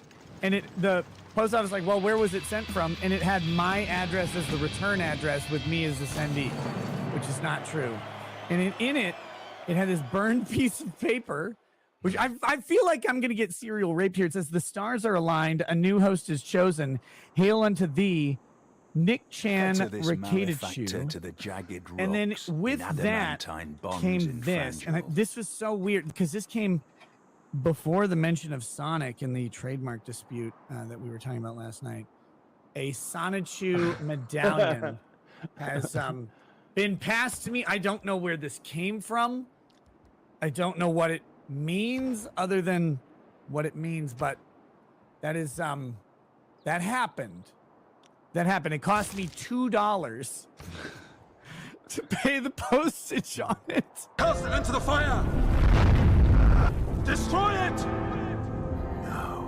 And with that, the curse of Chris Chan was set in motion. Within 7 months, Nick Rikita went from being coherent, bright-eyed, bushy-tailed to doing rails and nailing other people's wives, allegedly. But according to Steel Toe Morning Show, it's true. Because it was his ex-wife, and he says he saw it. Said he was counseling your marriage. I mean, if by counseling you mean, you know. Yeah, he was counseling my marriage like I was counseling his. Nick went full Hunter Biden. He went from, you know, Catboy streams and telling Medicare he was waiting for him to die so he could profit off of his passing. I'm like, Jim, goddamn it. Let me get your death interview. All I want to do is to make all the money on Earth off of your death. God damn it. I don't care if you live in like an anime dungeon or whatever. with all sorts of hentai in it. All of us would do that. And I have to admit, I LOL'd when I saw that clip. I will redeem my one laugh because the Medicore curse is eternal. Thanks for Elisa for censoring the no-no words. I'm sure Review Tech USA will hold a candlelight vigil when I'm gone, as DSP snorts out loud defiantly, "Good riddance to bad rubbish." I have another theory, that Nick Rakita triple cursed himself. Hear me out here, all right? Number 1, Chris Chan's Sonichu curse medallion wearing it, okay? Number 2, the Medicare curse. And finally, the third curse, Dark Side Phil. The unholy trinity. Nick was collecting curses like infinity gems. According to the lore, because I forgot where the video is and I'm not looking for it. Sorry, with wind power, you can make these fucking wind power and Petra, these styles become pretty fucking good, no? For deserts, you know, usually they're like completely useless. Nick Rakita offered to help DSP sue his trolls pro bono. Have no idea what you're talking about. It sounds like you're trying to get drama stirred up. I don't know what you're talking about, nor do I care. None of that. If you've heard anything, it's completely untrue. Riccietta is a lawyer. Nick Riccietta is a YouTuber. He is a YouTuber. His full-time job is making YouTube videos. Yes, they might have a legal nature, but he's a YouTuber and a streamer. He doesn't sit there at a law firm working all day. What are you talking about? Oh my God.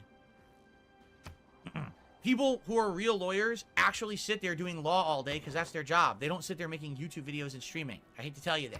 You're sorely mistaken.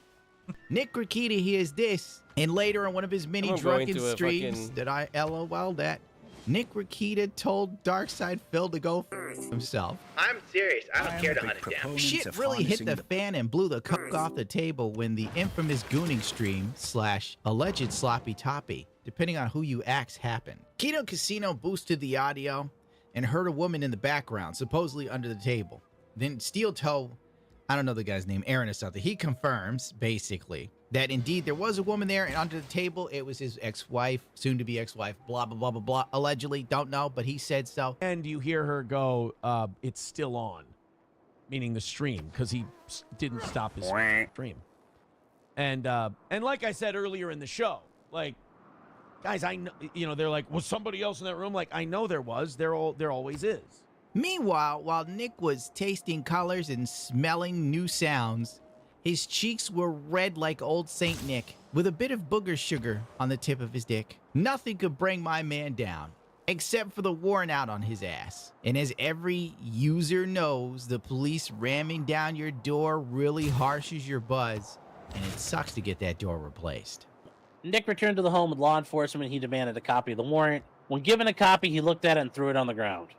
I honest to God pictured Nick Rakita getting the warrant and having the same energy as a black woman that was on Pierce Morgan like a month ago. It's too early in the morning, Pierce! This is too early! Within hours of the arrest, Nick Rakita was on everybody's lips and a fifth of Jack was on his. Well, this went off the Steel Toe really Moden Show dude found out his wife was in jail with Nick while on someone else's live stream. Hey, I'm not trying to ambush you, but I'm getting tons of messages. We're not reading messages. People are sending you. You need to. This is big for the show. No, this is big for the show. April has been arrested today with the Ricardas. Do you know anything? I don't believe that. Is that her? I don't think so. No, that's not. No, there's no way. That's for sure been edited. When you Nick say Rakita and his wife are in jail for possession, along with Aaron Imholt.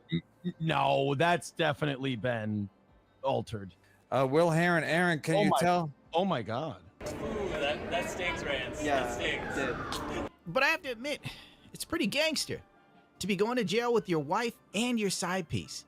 This dude was getting 2 chicks at once doing rails, and I was supposed to be sympathetic to him. Jesus. Oh, Nick isn't doing well. Looks like Nick was having a lot of fun to me up until the arrest.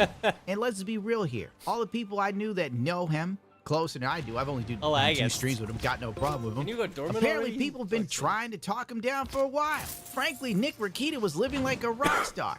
This was exclusive to dudes who knew how to rip a badass solo for generations. The rest of us can only dream of such action. This got so big, some dude who did ghost whispering on TikTok started weighing in. I don't know what the hell. He says Nick Rakita's possessed by demons. This guy, because I guess he's an alcoholic. At one point, he put a necklace on, and I guess there's some theories out there that it was cursed, and could that do anything? And yeah, absolutely. I'm not going to say that's the complete catalyst of it, but it could have, him putting a necklace on that somebody sent him that is cursed, could have opened the door and spiraling down that he's growing through.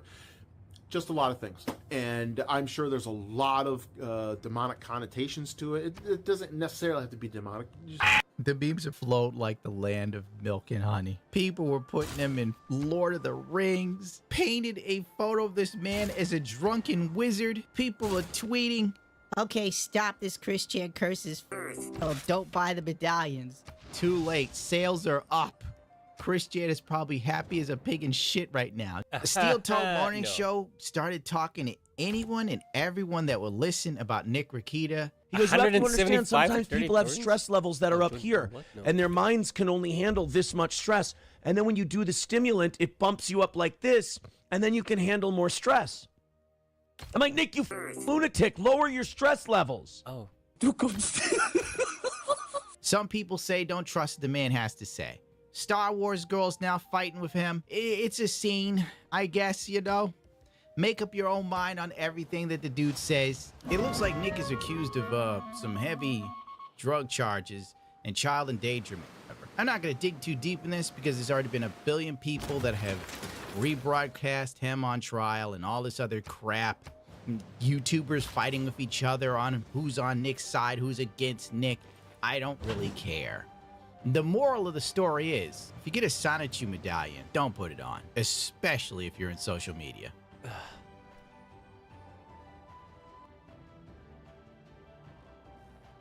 Okay, I'm kind of sad I skipped that. I was expecting more about Nick Rakita, except not all of that weird shit. What the fuck? I mean, I guess it is all the weird, yeah, whatever. All I'm saying is that that shit was weird. That shit was really weird.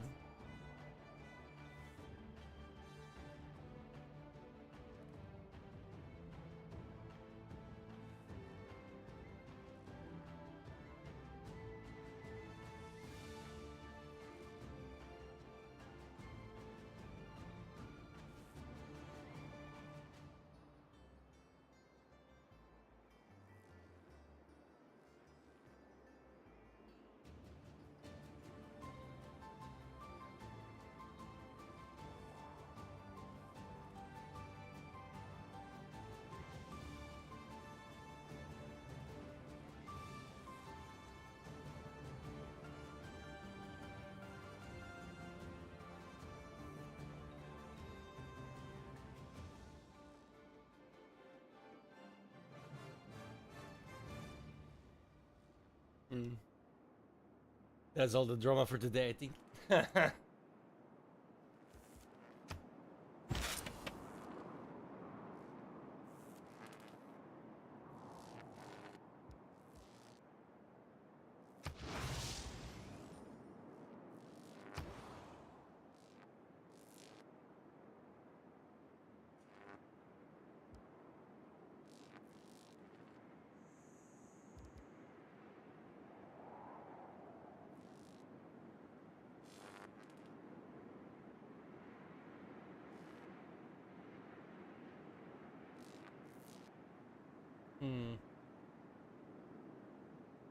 I really don't know what to build anymore.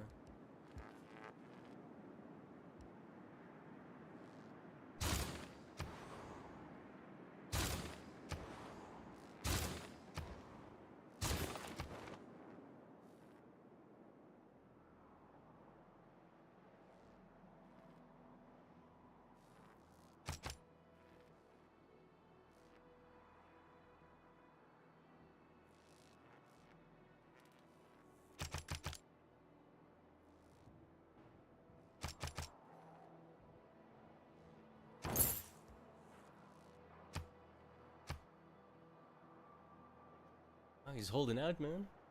Somehow.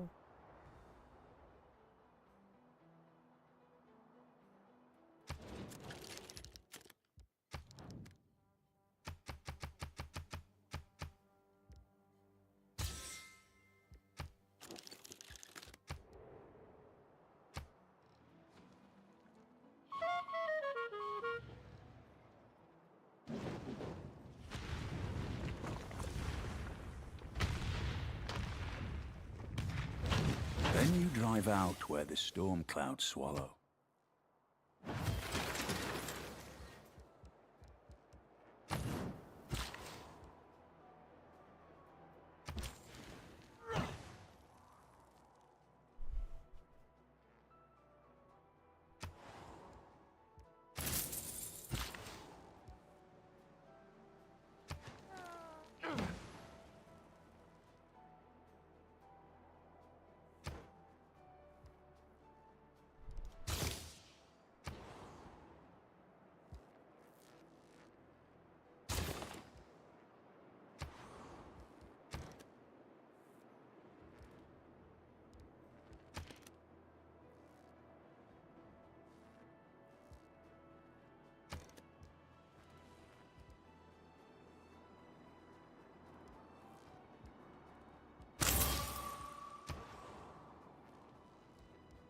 Can I not build archaeologists? I don't understand.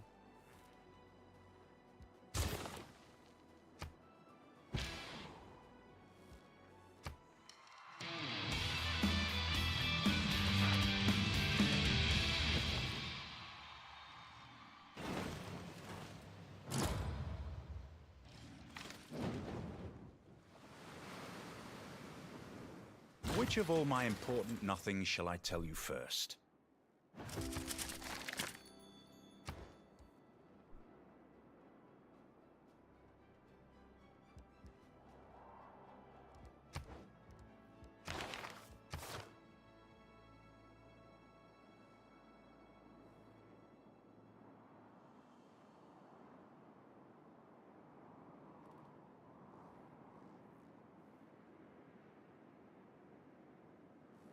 They're all shit.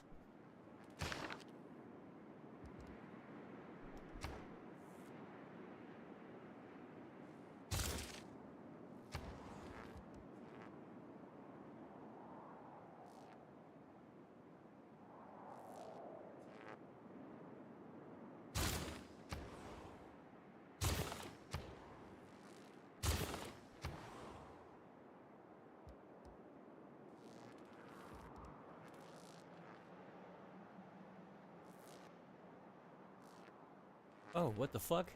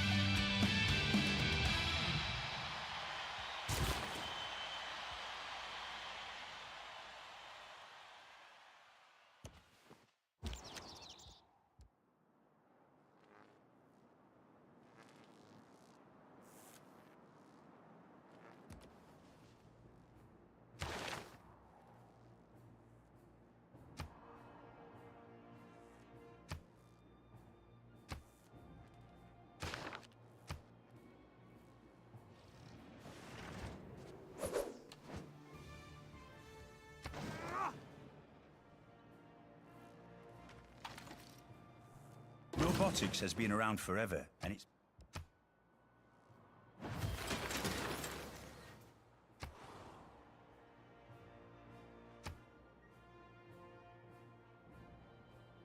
How the fuck did he do that? Okay.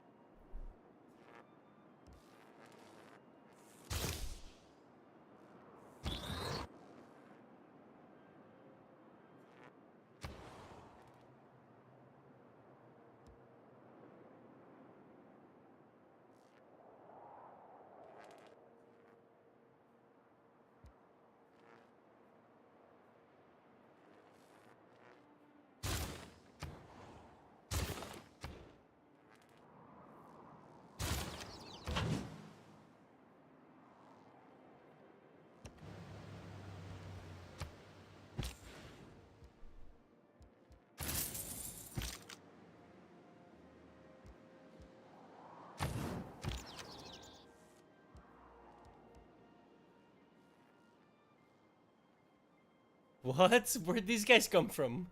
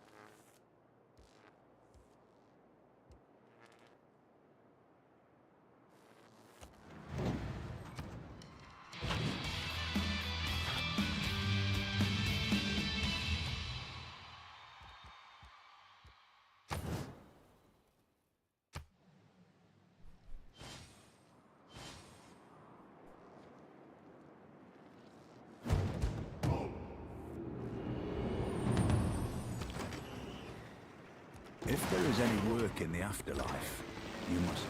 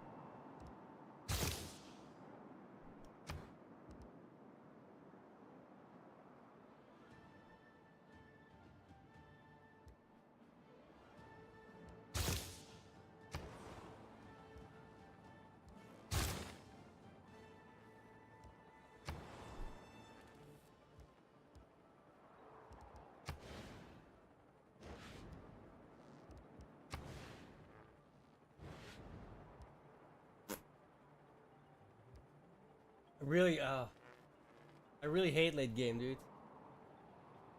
Oh, yo, Knight. Oh, is that where the barbarians came from?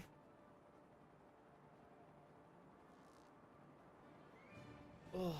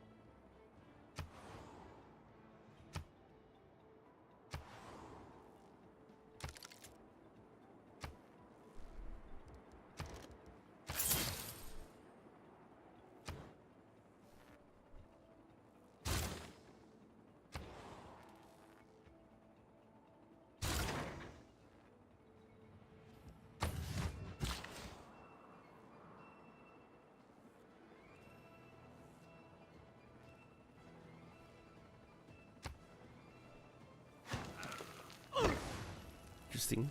What does that do? I don't even know.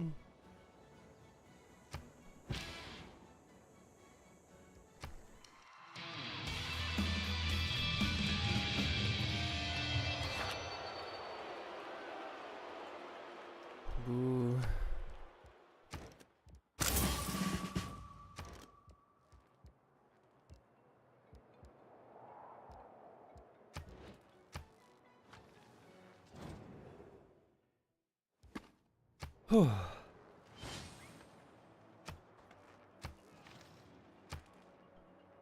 An opera begins long before the curtain goes up.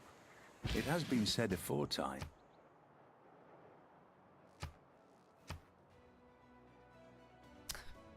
Damn it.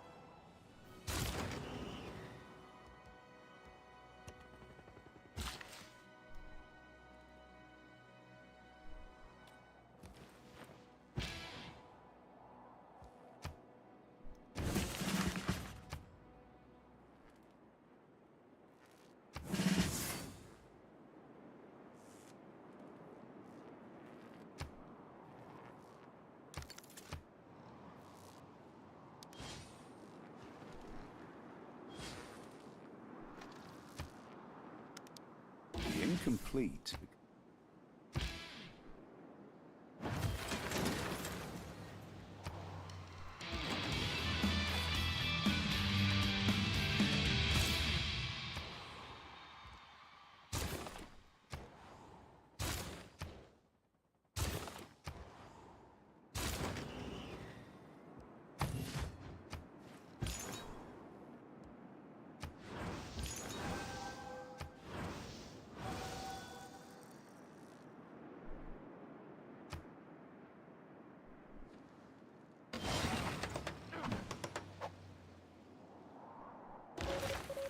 Mr. Watson, come here.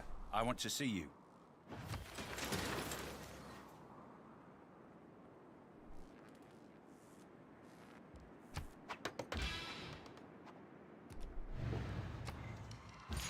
Oh, for crying out loud.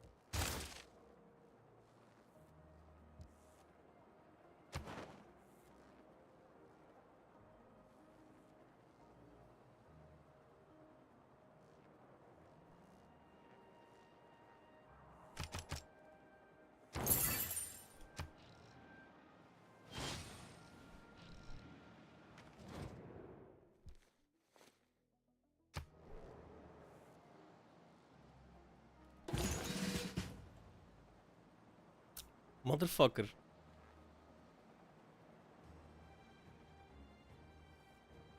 Oh, climate accords. Yeah, I wasn't doing that at all.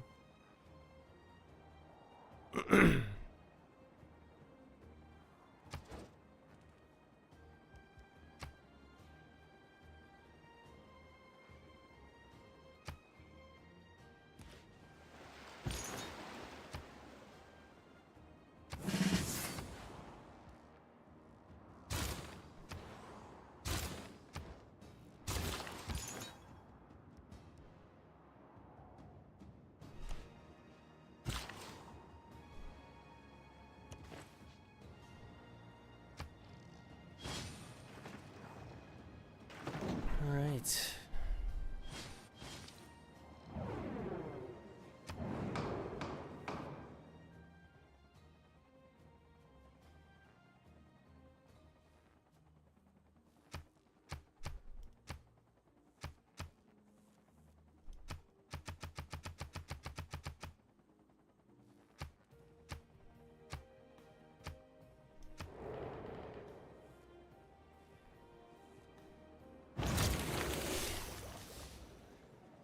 In art and dream, I read that we wrong. proceed with abandon.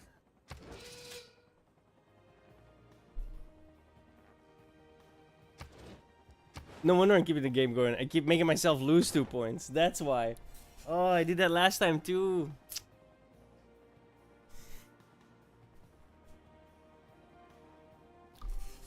I should have won like 40 turns ago.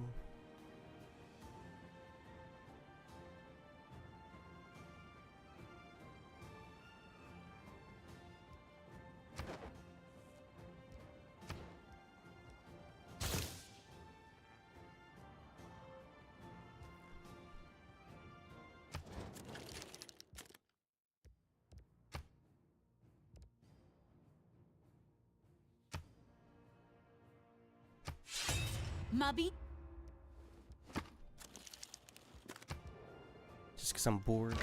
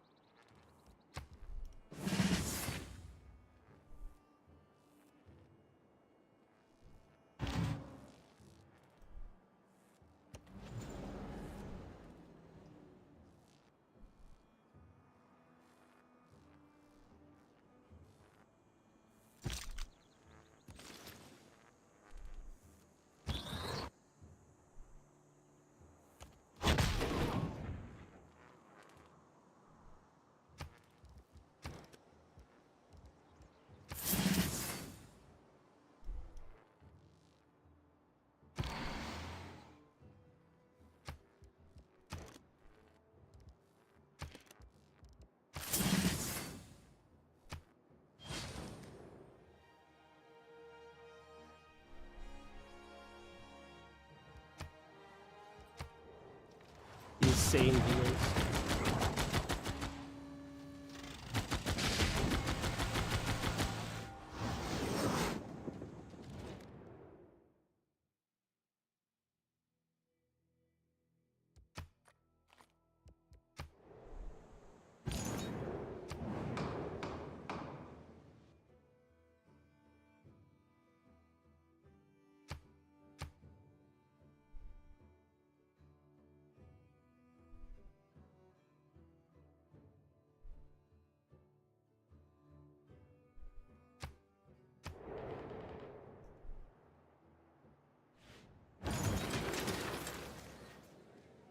Ah, my beloved, fill the cup that clears today of past.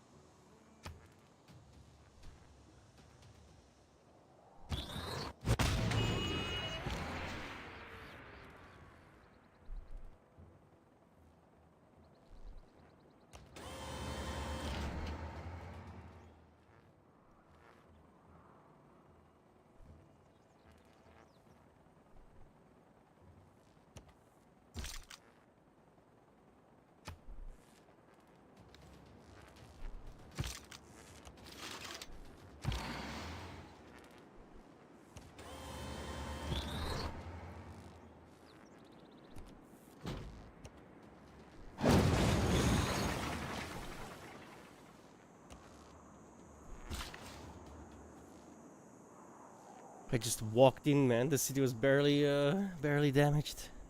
That shit's crazy.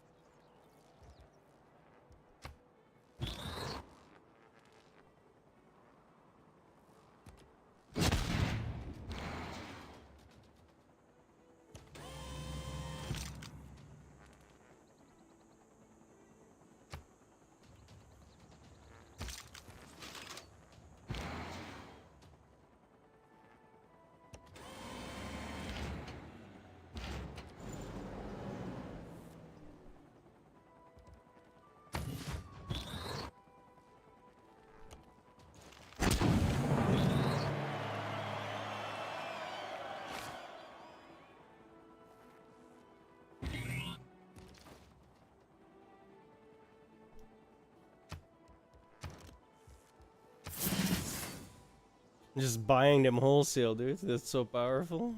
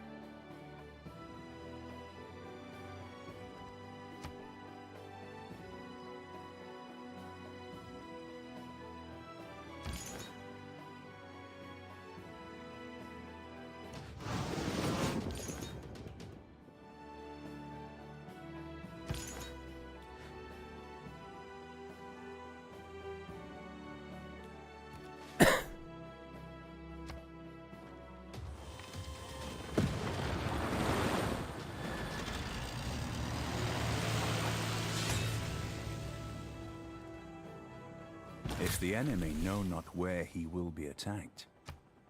At this point, that doesn't matter no more. Just pick something.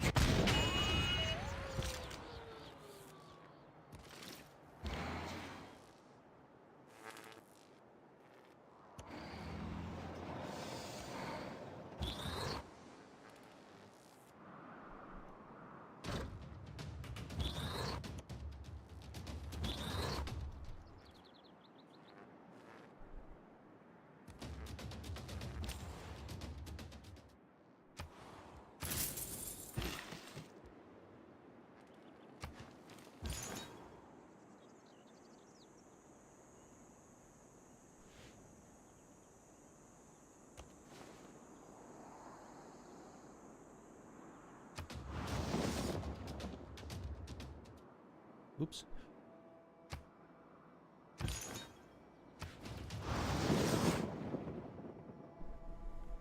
Worked out.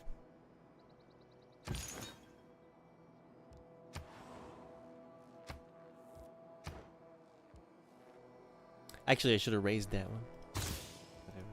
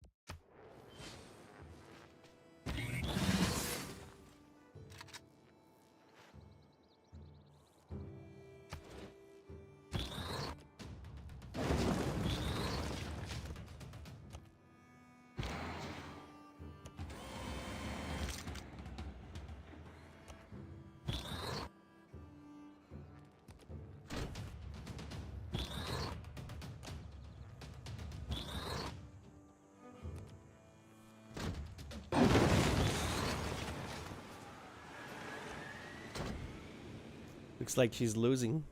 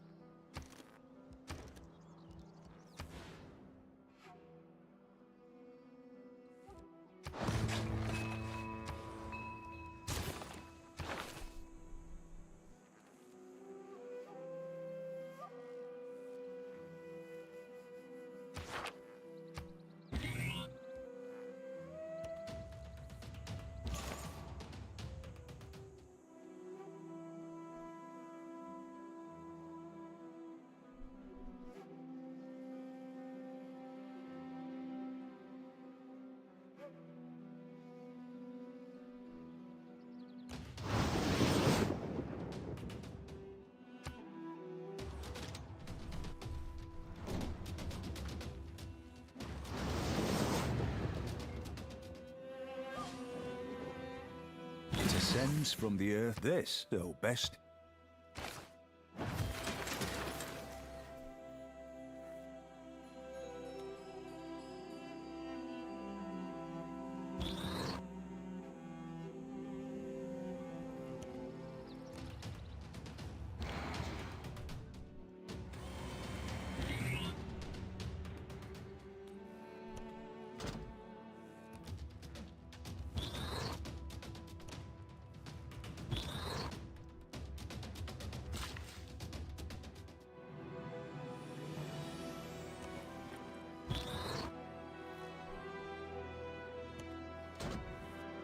Oh no. Shit. I thought this was the other worker.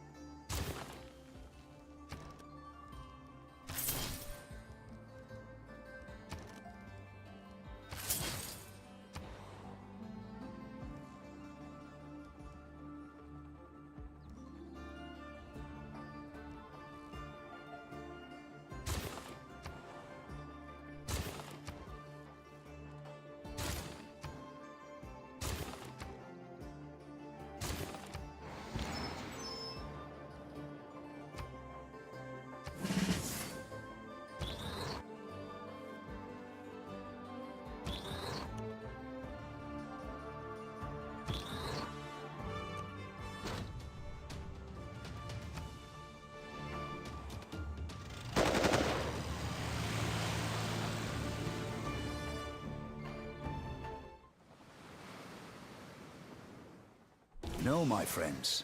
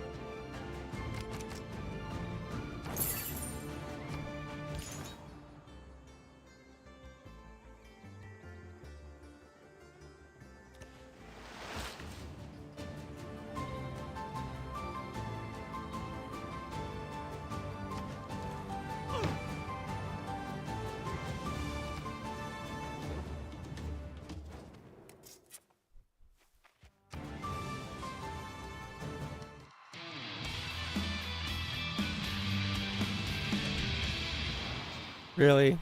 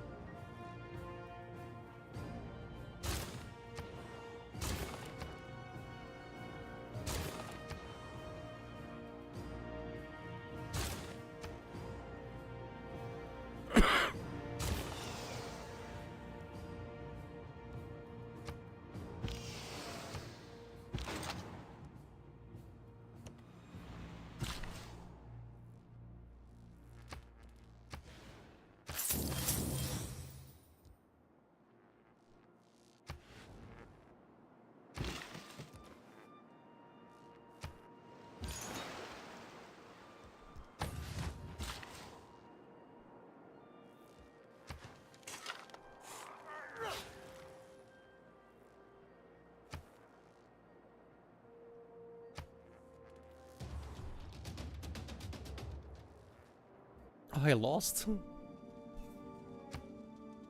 What? Oh, that's what I get for clicking the wrong thing twice. I lost 4 victory points. I would have had like 25 by now. How'd you even get a science victory before me? What the fuck? I've got like double their science. Makes no fucking sense.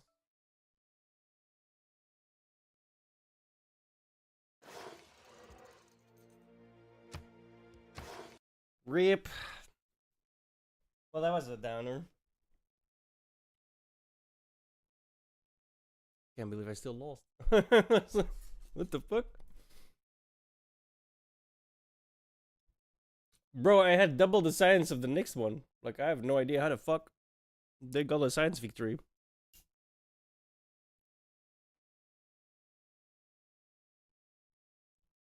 I don't really understand the way these victories work. They're just weird.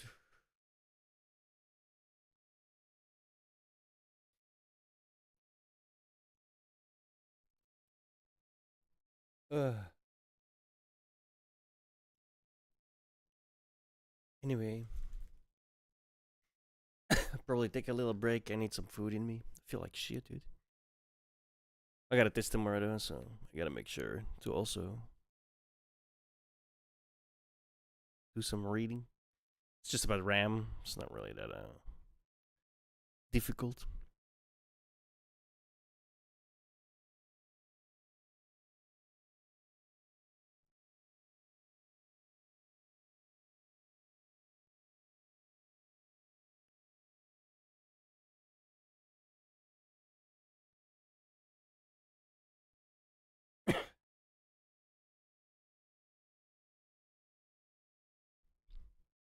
Oh, blah. Did I do the space race? Yeah, I was doing it. I was just... Unless I missed something.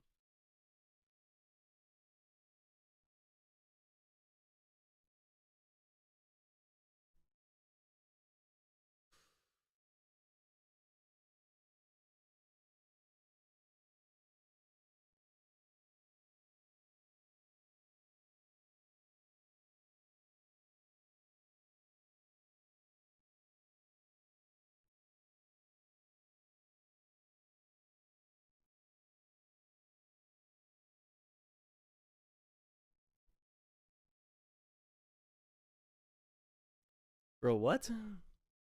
Why is there a furry adult game on the Steam main page? Yo, Ghost, what's up? How you doing?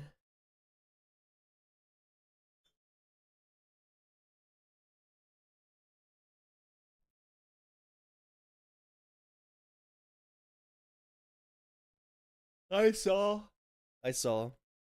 Yeah, lurking, and the moment I lose, that's when he pipes up. Let's see how it is.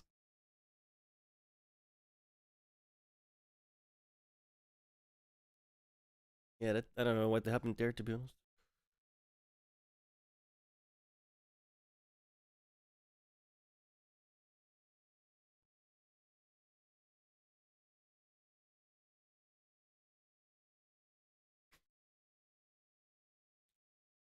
Vietnam got a science victory, even though I had way more science than all of them. I don't understand. It makes no sense.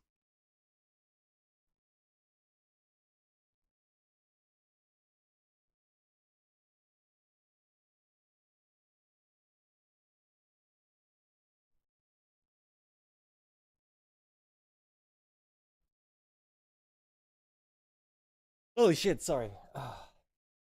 Biggest yawners.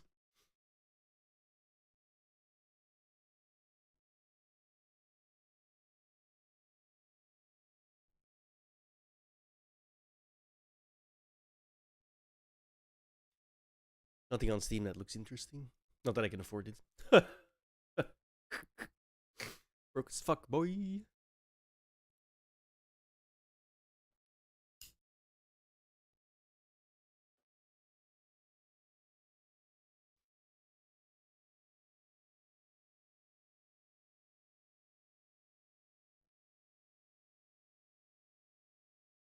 Hey, stop licking the garbage bag.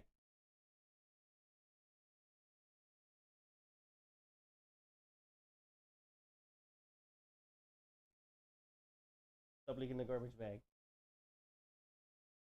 Yeah, I'm talking to you.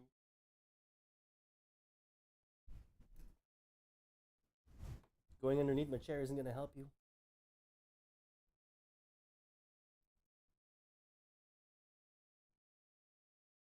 I hate that she does that, man. I don't know why. Makes no sense.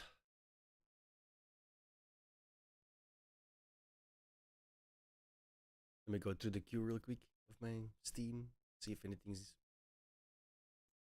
interesting.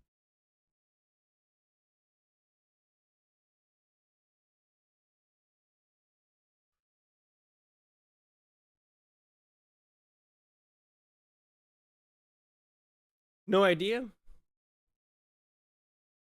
Checking my queue.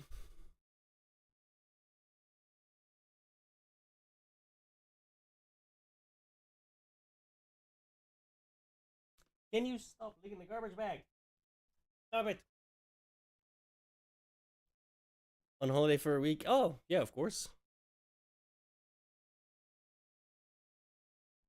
What about you, Knight? You up for another game? Can we give no? Wait, let's. How about like 45 minutes to an hour? I'm gonna go eat first then.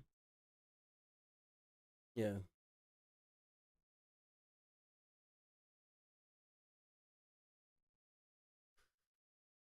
Yeah, and then when I come back, we can just go until like say 10ish. I do have to like do an hour of revision before bed, just so it's in my head. Take a couple of photos. That's how I do it. Might play a few rank lol. Yeah, I'll jump in. Make sure you stream. So then I'll jump into your stream when I get back then. Yeah. Go stream now so I can raid you. Chop chop. Come on. So I also need to go to the bathroom, so oh,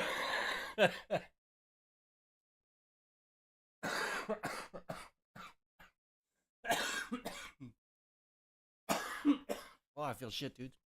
I stayed home today. I just went back to bed. Fucking hell.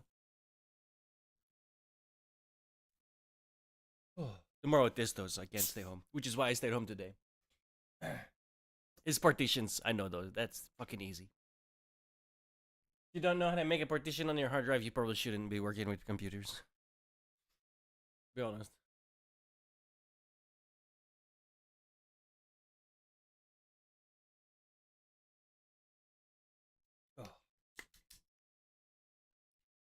Oh, sugar. I've been drinking water all day. My first soda of the day. So I'm so fucking addicted.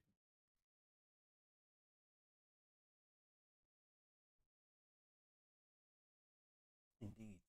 Alright, let me raid Ghost. Ranked? Not ranked, raid. It's because you said you were gonna do ranked. I read that when I...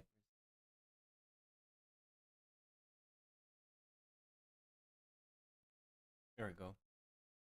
Alright guys, swapping over to Ghost real quick for a couple of games of LoL. On his stream, obviously. And then when I get back, we'll play some more Civilization. Stay tuned. I will see you guys in a little while.